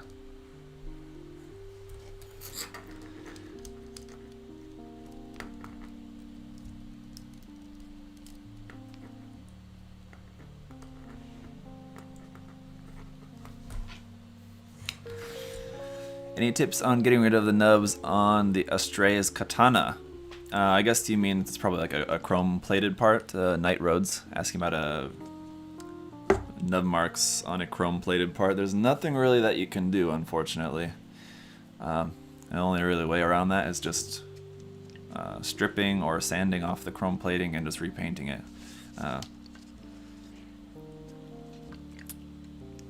Touching up that, like, some people will say like on plated kits or something, or like some people will defend painting on the runners, which is something I've made a video about and I've talked about many times. Don't paint on the runners.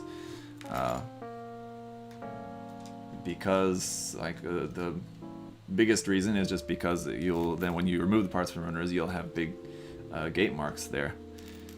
And some defense, some people's defense, sometimes you'll see is people will say, oh well, I just then go back and retouch up the nub marks with some paint or something like that, just in a brush, just like touch those back up, or with a paint marker or something, a Gundam marker or something. But just don't do that. Yeah, and for plated kits as well too. Just don't try to do that. It's not gonna match. It may like look passable from a distance, but just no. It's not really a good solution for that. The better solution is just paint something off the runner. Just paint it. If you're getting a plated kit, just know that that's something that it's gonna have nub marks, unless it's an entirely undergated kit, which there are some out there, like the Master Grade 2.0 Hyakushiki, for example, is mostly all undergated. If I remember correctly, there weren't really too much in the way of visible nub marks or anything on that.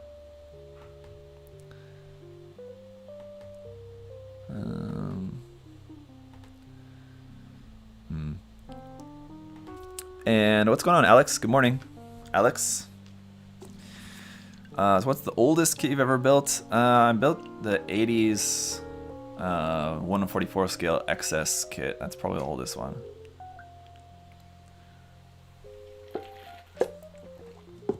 That's another thing that's on my to-do list, is to like do a proper build of an old 80s kit.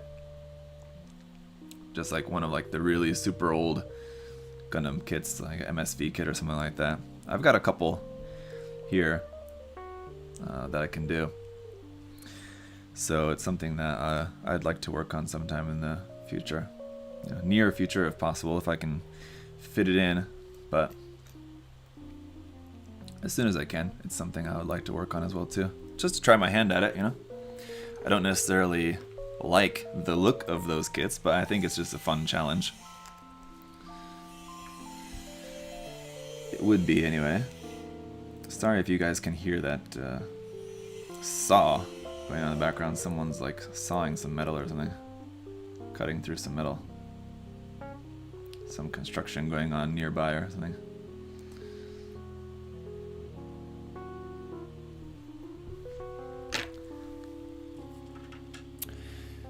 You go, let's see.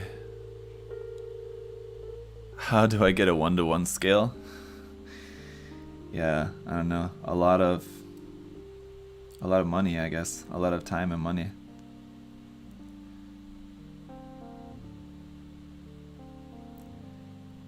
Imagine that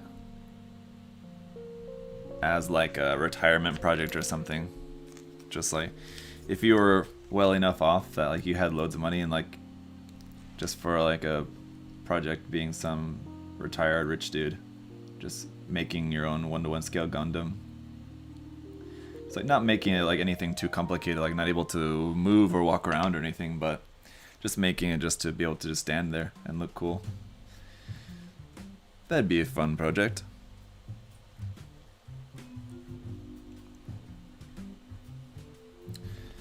Oh, and we have this little tiny sticker on the back of the head here. This little thing that doesn't even look like a camera. It looks like a little Vulcan because it's got like a little circle shape there. It typically looks like what would usually be like a Vulcan detail on a head, but it's out the back where the back camera is, so that's kind of strange. 1-to-1 scale ball. Yeah, that would be cool.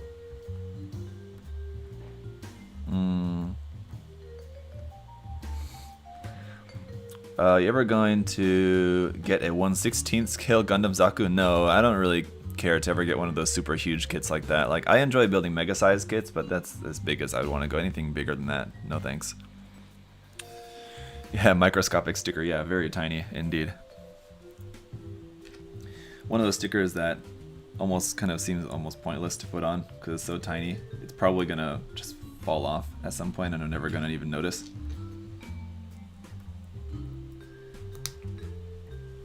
there's that. Then we got the ears. And not only does this have ears on the side of the head, which without the like face ears on there as well too, it's looking a little bit like a elf or something, not elf, or like a goblin head or something like that, isn't it? Kind of funky look to that. But no, we've got little face ears as well too, or just these little bits that go on the side. Really super cool design for the head of this Gundam, I will say. One of the reasons why I like the original one as well too is pretty cool, but I like this version, the Alba version, more than the original even. Really cool head design. Again, very similar to the original Wing Gundam, but different. When do you get your MG Wing Zero Verka? You ordered it from Gundam Planet. It won't ship out until late December. Oh no, should have ordered from USA Gundam Store, dude. They're getting theirs. USA Gundam Store is supposed to be getting theirs either like just before release day or like on release day. So they were able to get set up with Bandai to like have the kits like on Japanese release date, that they would also have the kits there, so they'd be able to send them out like straight away. So if you order from USA Gundam Store, you should get it, you know, like early December. But you know, I mean, if you prefer shopping at Gundam Planet and you don't mind waiting, then you know, that's fine too. It's okay. No judgment. Just saying. Could order from USA Gundam Store. Yeah, it's pretty rare, you know, for stores in the US to have the releases either on or before the Japanese release date. Doesn't always happen, but Bandai, in this case, they did make the effort to make sure they get the kits out early to USA Gundam Store, or in like to, I think maybe Bluefin as well too. I imagine, I guess, of course. So, so they'll have those early. I should be getting mine also probably end of next week, middle of next week, possibly end of next week. So, like December 4th or 5th maybe would be like the earliest that I would have like the live stream build of that, but probably like the Monday or Tuesday or something like that of the next week after that, which would be December 7th or 8th, 9th, around that time is probably when I'll have the live stream for that. Because, you know, once I get the kit, then I'll have to just get everything all prepped up and everything ready, so that'll take a day to do that as well too, before I can live stream it with you guys. But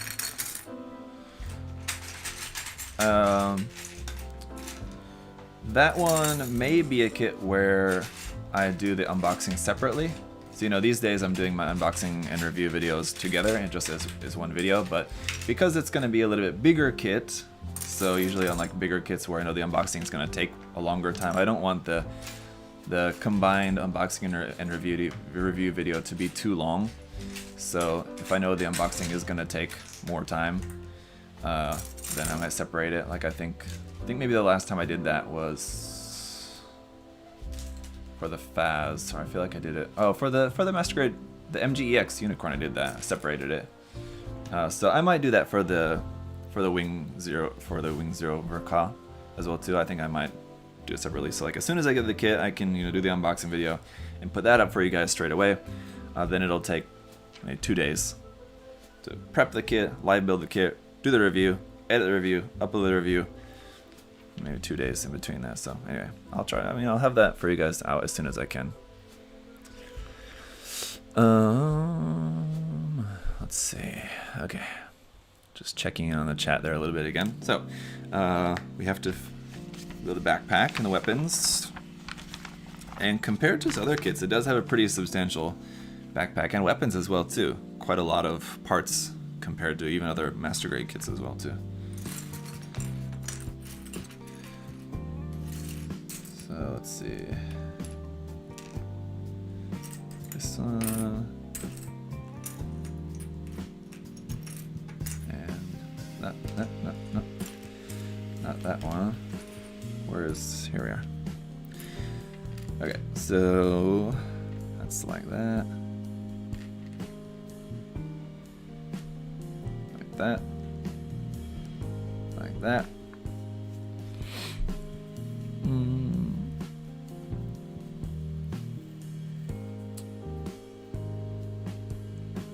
Let's see. Alex, what's your favorite Converge album?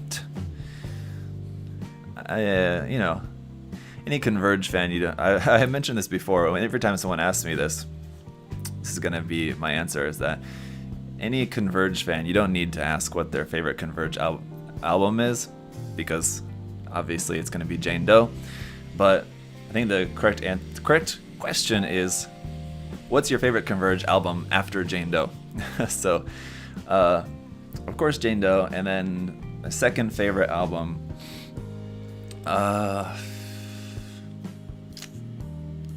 Yeah, I know, like the real old school or super hardcore fans maybe would say Petitioning the Empty Sky, but not me. I didn't really like that as much as I liked the stuff after Jane Doe. But maybe All We Love We Leave Behind, I think maybe is my second favorite. Yeah, probably. But it's all good. There's not any Converge album that I would ever say no to listening to.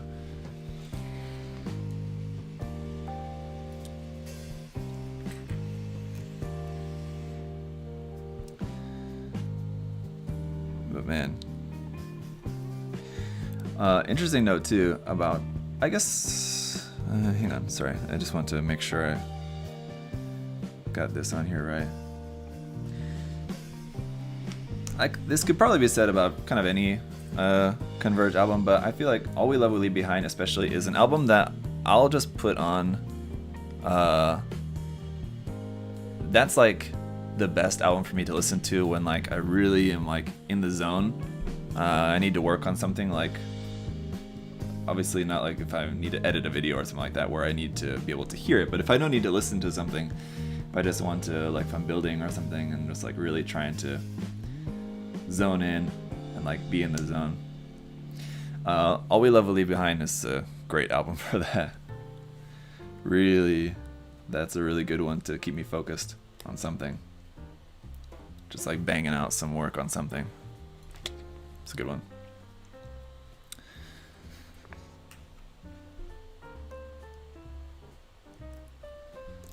And Ricardo, what's going on? I saw you pop in there. Howdy, howdy, howdy. Whilst I was talking about that, I saw you come in.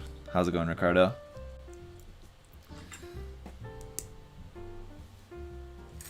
I was just seeing on Facebook, maybe it was like a week or so ago, but you know, like when you open up the Facebook app, it shows like your memory or whatever. It'll show you like, here's your picture from this day 5 years ago or something. I saw recently there was a picture, Ricardo, of you and me and Songdong in Tokyo, and I was feeling really sad. I missed you guys and Tokyo. So like, I was feeling sad on many levels, like Songdong, Ricardo, Tokyo, hanging out with other people. Yeah, it was sad moment. What's this about? Gundam USA getting the wing Verka early. Jose, yeah, USA Gundam Store is not necessarily like getting the kit early. They're getting the kit in time to have it in store, like basically on the same day as when the kit releases in Japan. So like, if you're ordering it, if you're in the US and you're ordering it from Japan, usually that's kind of the fast way, because they'll be able to ship like as soon as the release date comes, they can ship it out to you. Whereas usually in the US they have to wait to get the kits from Japan and then send it to you. But in this case, yeah, they're getting the kits, and so you actually, if you ordered it from USA Gundam Store rather than Japan, you'll actually get it faster in this case. Should be. Unless you ordered something else in your order that's a different pre-order item in the same order that is going to hold up the order like that, for example.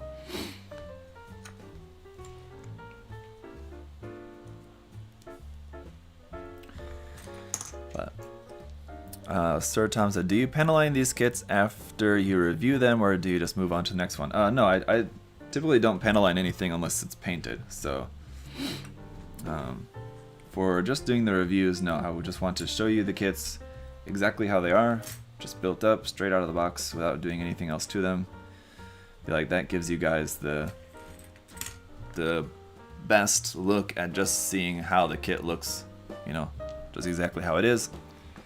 And then yeah, panel lining I only do if I'm painting it. Is nail airbrush viable to use on a kit? Nail paint I've heard about being used, and it kind of works as far as I know. Nail airbrush I'm not sure about. I'm not really sure what's really different about a nail airbrush. I don't know exactly what would be different about that. Except, yeah, I don't know. Maybe it's just that like a compressor usually used for a nail airbrush would maybe be like a lower PSI compressor or something. Maybe I'm not sure, Master. I'm not exactly sure what's different about a nail airbrush. I couldn't really answer that. Could ask my wife. She might know. Out there in the other room is the nail salon, and where she's working right now. But yes, they don't use the airbrushes here though in their nail salon, so I don't know if they'll know or not.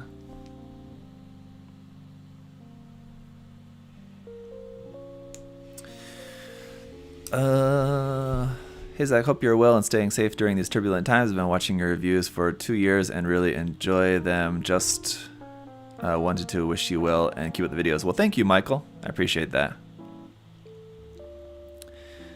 I panel line all my kits and detail them out to be complete with what I do. Well, that's good.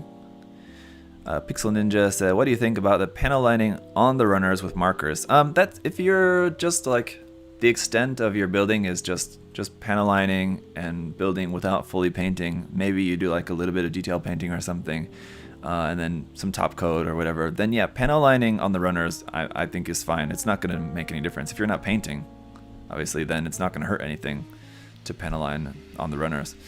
You know, after you're removing the parts, if you have to do a little bit of sanding or something like that, you might have to retouch up some of your panel lining a little bit, but it's not going to bother anything. So yeah, that wouldn't really be an issue. I think if that's all you're going to be doing is like just panel lining and maybe a little bit of top coat and, you know, not fully painting, then actually panel lining on the runners, you know, might actually be a little bit more comfortable. Actually, I can understand why you might want to do that.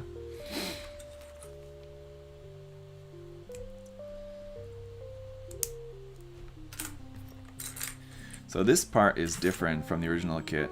I think it's just this one yellow piece here is where with this version it's longer.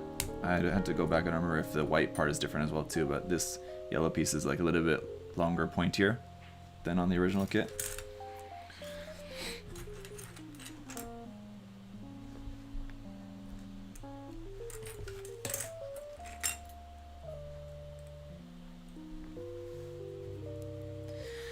Was thinking of grabbing a 30 minutes missions kit. Any good ones to grab? Yeah, Luke. I mean, of all the 30 minutes missions kits that I've built, I've enjoyed pretty well. The Alto ground type is pretty cool. The Alto flight type is really cool. I like that one. The Porta Nova space type is another really cool one. So I mean, basically just go for, just find a design that you like. I mean, the kits are all pretty, you know, fine as far as kits go. So it's just a matter of choosing a design that's appealing to you.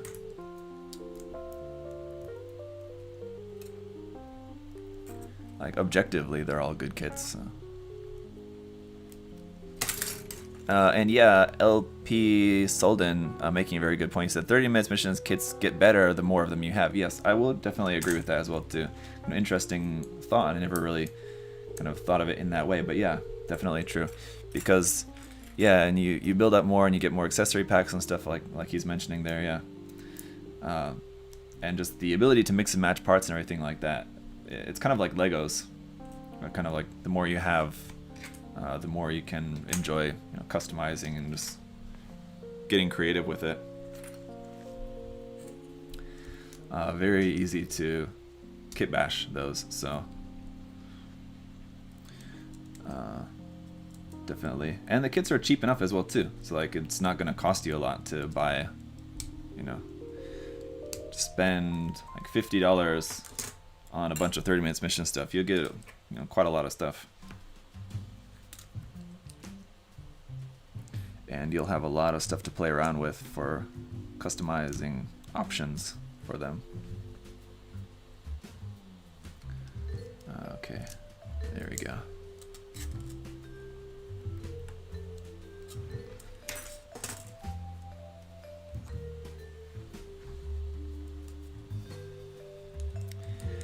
Game Slacker said, have you seen the new HG Load Astray double rebake? Heard from a friend that some joints are quite weak and the articulation is meh, but I bought it because the design's cool. Yeah, of course I heard about that and I've seen it, but no, I don't plan on getting that kit. I don't plan on reviewing it. I don't like the look of it. It's just kind of ugly in my opinion, so I didn't go for that one. But you know, if I had to guess, I would say, you know,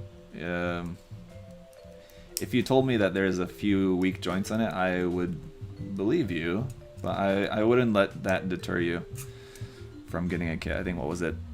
I just recently said that in, was it the Heavy Arms review? What was it review? I was just recently talking about that. The Ultron review, I think it was.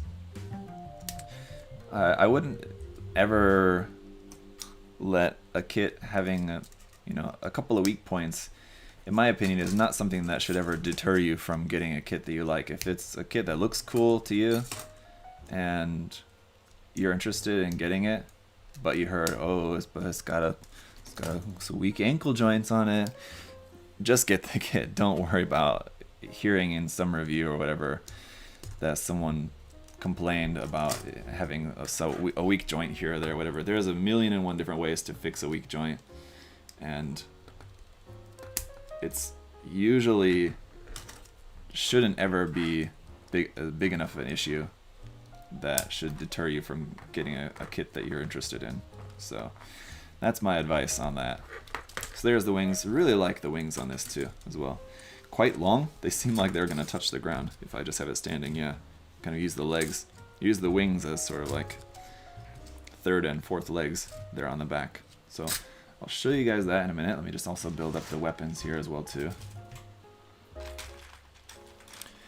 Do you like the custom Gunplas of Anaheim Factory? Anaheim Factory, yeah, he's that builder that Anaheim Factory, I mean, I'm sure he does some customization as well too, but I think he mostly builds like resin kits, right? I often see him building like the like Studio Reckless resin kits of stuff. I don't know how much customization he does on those as well too, but I mean, yeah, he does really awesome work, yeah.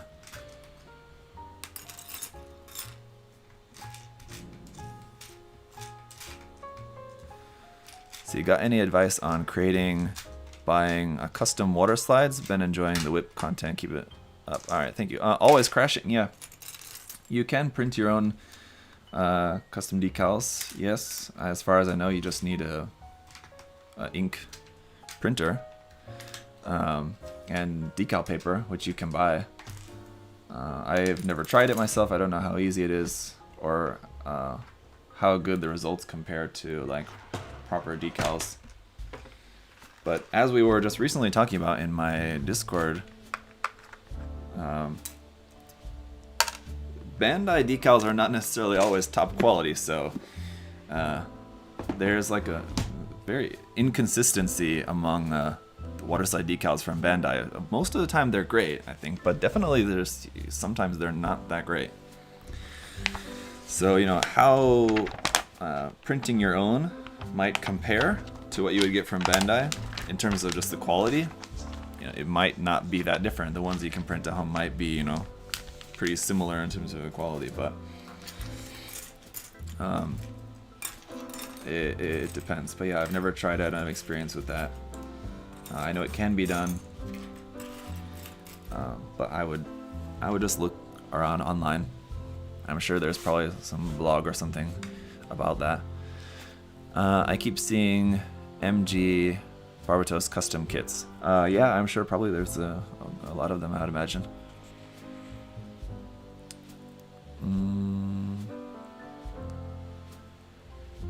Anaheim Factory do commission stuff, I think. Yeah, I believe so, yeah. I think that's why most of the time he's working on resin stuff, because it's there's resin commissions for people. I'm sure they cost quite a lot for his commission fee, but...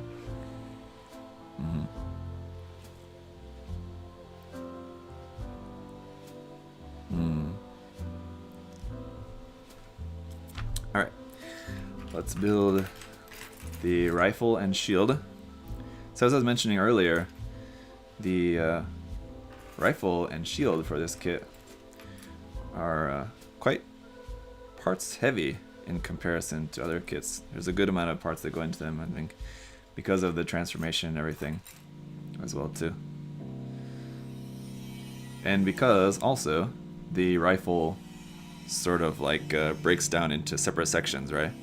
Kind of got like just the pistol and rifle that can be like combined into the big rifle, basically.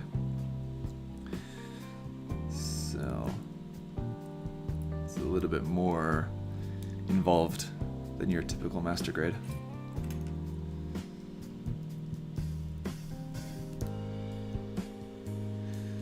There's that.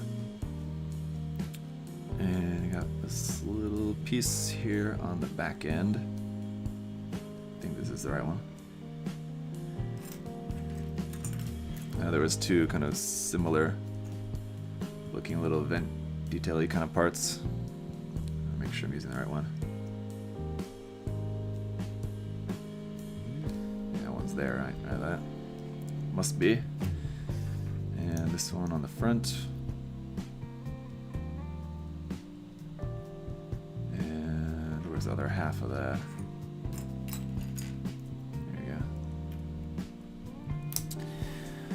Ronald said, "Yo Zach, I recently picked up the MG Salisbury Verkan and was planning on a metallic paint style. What would you recommend for a first PG kit?" Oh. And I've been building scale kits for over 30 years. Oh.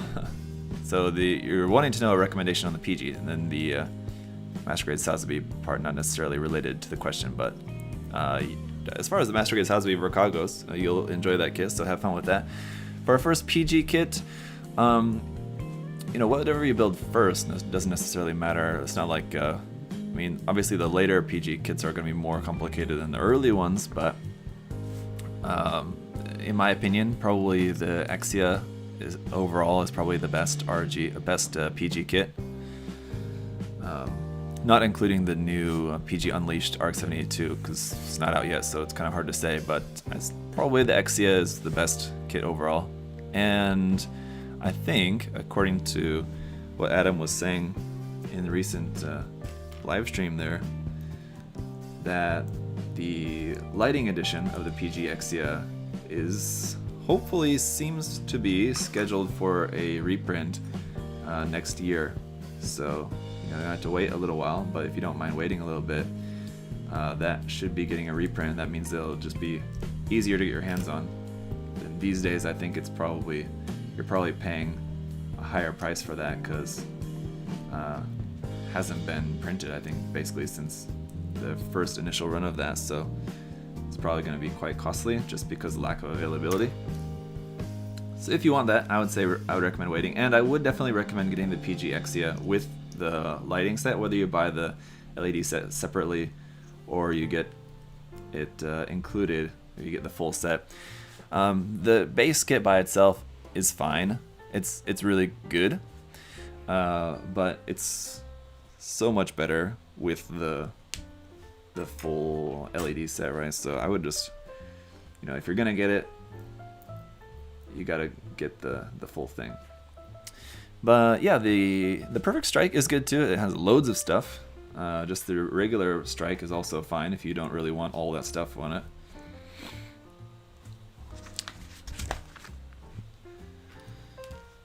Let's see. The Stray also, and the Strike and the Astray use the same frame, so they're both solid if you like the styling of the Astray. The perfect grade Astray definitely is a little bit kind of chunkier design of the Astray compared to like the Master Grade or something, for example. Why is this not wanting to go in there? My camera piece. Come on, there we go. And the barrel. So there's our rifle. We got a camera sticker for that. How do you organize these parts before the live build? In one of these, as I've shown you guys before. Oops. There you go. Just cut all the parts and just separate them to the arm, left leg, right leg, torso. Just separate them all out like that.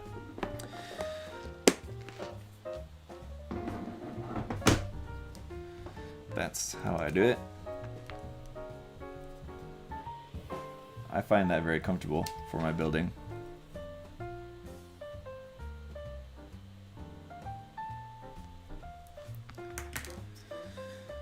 Alright, then the actual like handgun kind of section here. Where's that little barrel tip piece? We got that. And this guy. That fits up into there, apparently. Like that.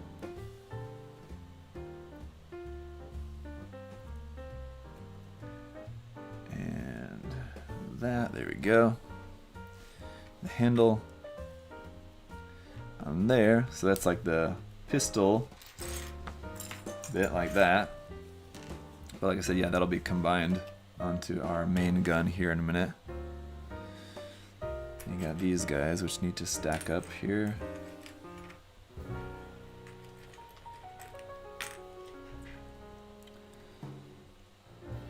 This goes on top of there.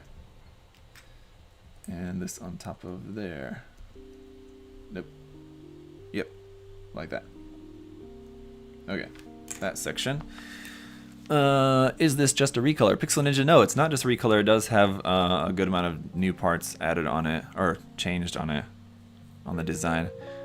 Drew said, huge fan of your show and Gundam Wing. Just wanted to say, English actor of Troy Barton recently passed away. Yes, yeah, we talked about that in the last live stream. Yes, definitely sad. Okay. Yeah. This piece that needs to go onto the top of there, here, like that. There we go. And now for the shield. Our handle piece on here, and this one here.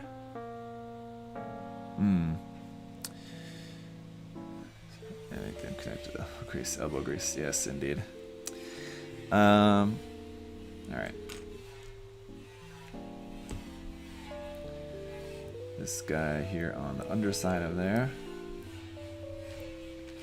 and this one on the outside. Certainly a very complex shield construction compared to most shields. And that's the extent of that plugged onto there. Okay, yeah, it is. I guess that's meant to have a little bit of a gap there. All right. Got our clear piece, and that'll fit onto there. Should I just leave that clear piece clear? Because there's this foil sticker for it, but the piece is clear green. So I think I'll just leave the foil sticker off of that one for now. Just leave it with the clear green.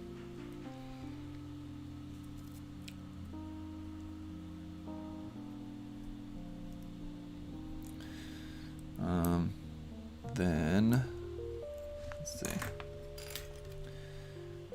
This fin part for out the back of the shield. Under there. And which of these parts? White ones, okay. here. And aside from the construction of the shield being a little bit more complex than most, it's also, once again, just a really cool design. I love the design of the Fenice Rinascita's shield. It's very cool.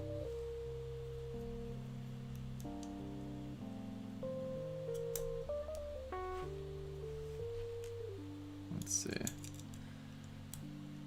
And that goes on top of there. And where is it? This one.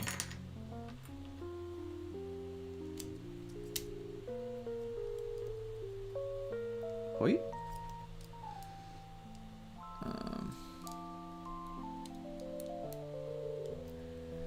It doesn't seem all the way connected in there. Hang on.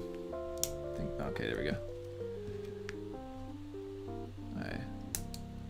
There we go. Yeah, look at that. It's looking very cool.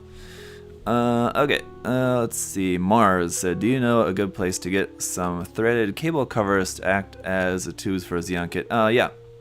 So HiQ makes those. I think I can't remember what they're called offhand. But HiQ makes them. It's just called like mesh tube, something like that. I'm not sure if we have any or what we have at USA Gundam Store. I know you can get them from HobbyLink Japan as well too. I think I've got some from there before. So yeah, I know that at least HiQ makes them. I'm not sure about any other company that makes those. I'm sure other companies do though. Wave, possibly, but maybe not. How long ago did you bought this? Mine's still fresh. Yeah, some Chinese dude. I've had mine for a couple years as well too. So it's been hanging around for a while.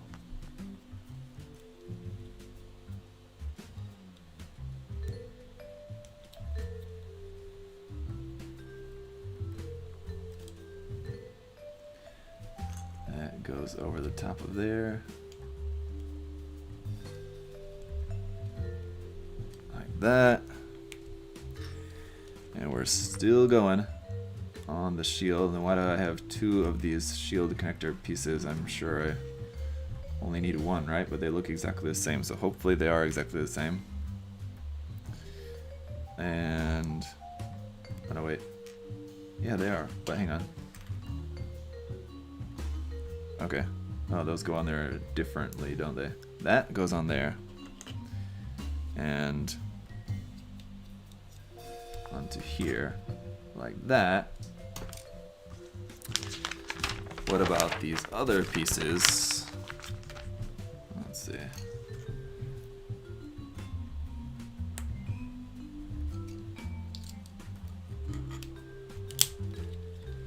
There you go, there's that. 3 and 4.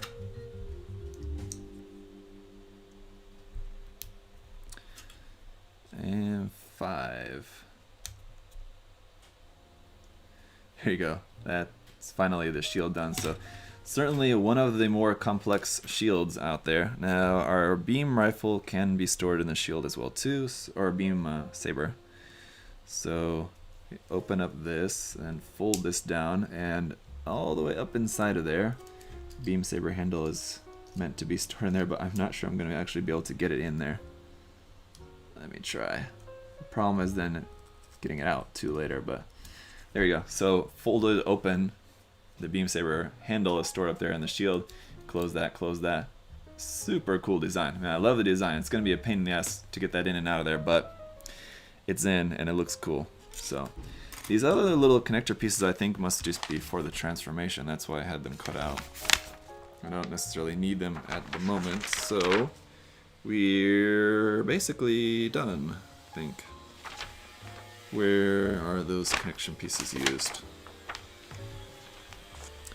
Either that or they're actually leftover pieces that I cut out. Oh, no. Okay, yeah, I do need them. Here. For these bits. Like that, but yeah, again, these are used for the transformation, so we don't need them at the moment. Suddenly, whatever construction work is going on outside suddenly seems closer now, louder. So let's see. I just want to combine our weapons pieces here. So open that up. This plugs into there. Close that back up. Ah yeah, and then you can use this just as a beam rifle like that on its own, or it plugs onto the bottom of here for our supermassive beam rifle. Full size beam rifle. There you go. Awesome weapons. Alright, love that beam rifle, love that shield. And that's a wrap. So let me adjust the camera, I'll give you guys a better look at this guy here before we wrap up. Also, hang on. Aside from the base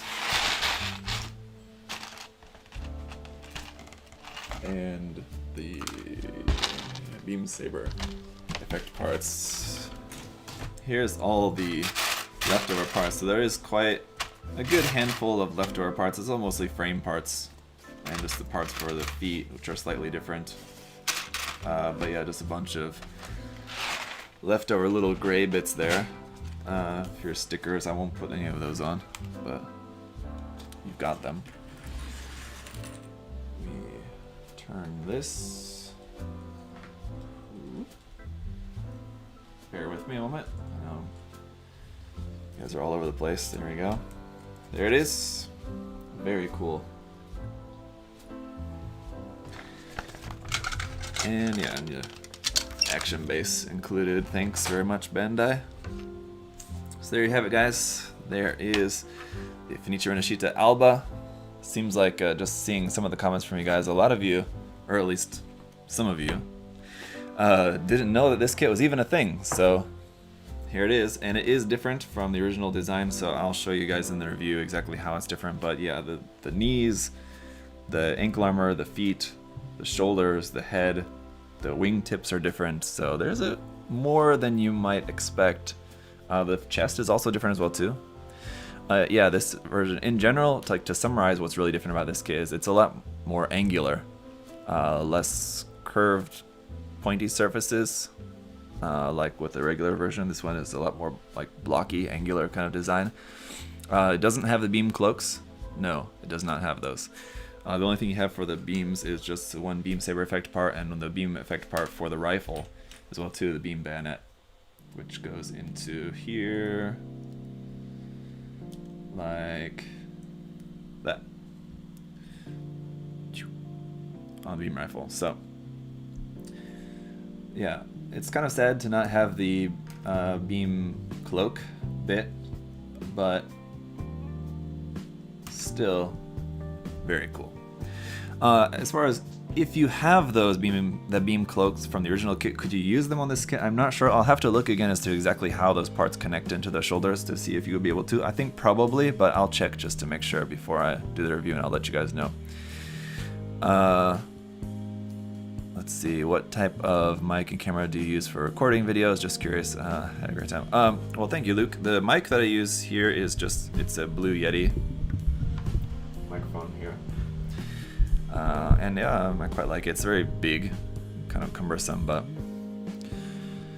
I would like to have a better arm for the microphone. I just have it on the stand, which is kind of the most comfortable for me because I'm usually moving it all around the table depending on how I'm recording, but it's just on the included very heavy kind of stand for that. The camera that I use for like my reviews and stuff is a Canon 70D, which I'm also not super happy with. It's a great camera, but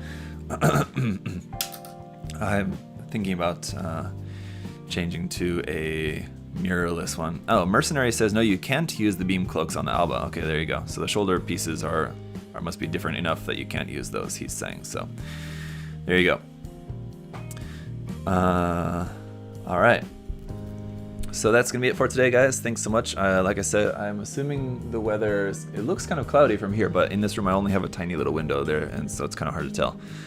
Hopefully it's sunny and warm. I can go out, finish off sanding my wood block bases for my custom Megami device kits, but otherwise today I'll be working on the review for this guy, getting ready the Master Grade V2 Assault Buster to hopefully live stream deal with you guys on Friday in 2 days time from now. That'll be the next live build. And other than that, yeah, I need to work on start painting the Cooster. And got a couple of finished painted builds that I need to share with you guys. The Beyond Global HG kit I painted up as a Cosval's Gundam. That's all done. I need to share with you guys. Need to show you properly my Akira Ultraman kit, and the Bondoc is done. So that's the thing. I need to finish editing the Bondoc Work in Progress Part 2 and upload that for you guys today. Probably you'll see the review for this tomorrow, and so on. So got a lot of painted projects that I need to actually show it to you guys properly. So alright, yeah, next live stream build most likely will be in 2 days. Friday morning for me, Thursday evening for those of you in the US. Till then, I'll see you all later. Thank you so much for the support, liking this video, just hang out in the chat as well too. Thank you so much. Subscribe, of course, obviously, if you haven't already. And yeah, see you guys all soon. Have a good rest of the day.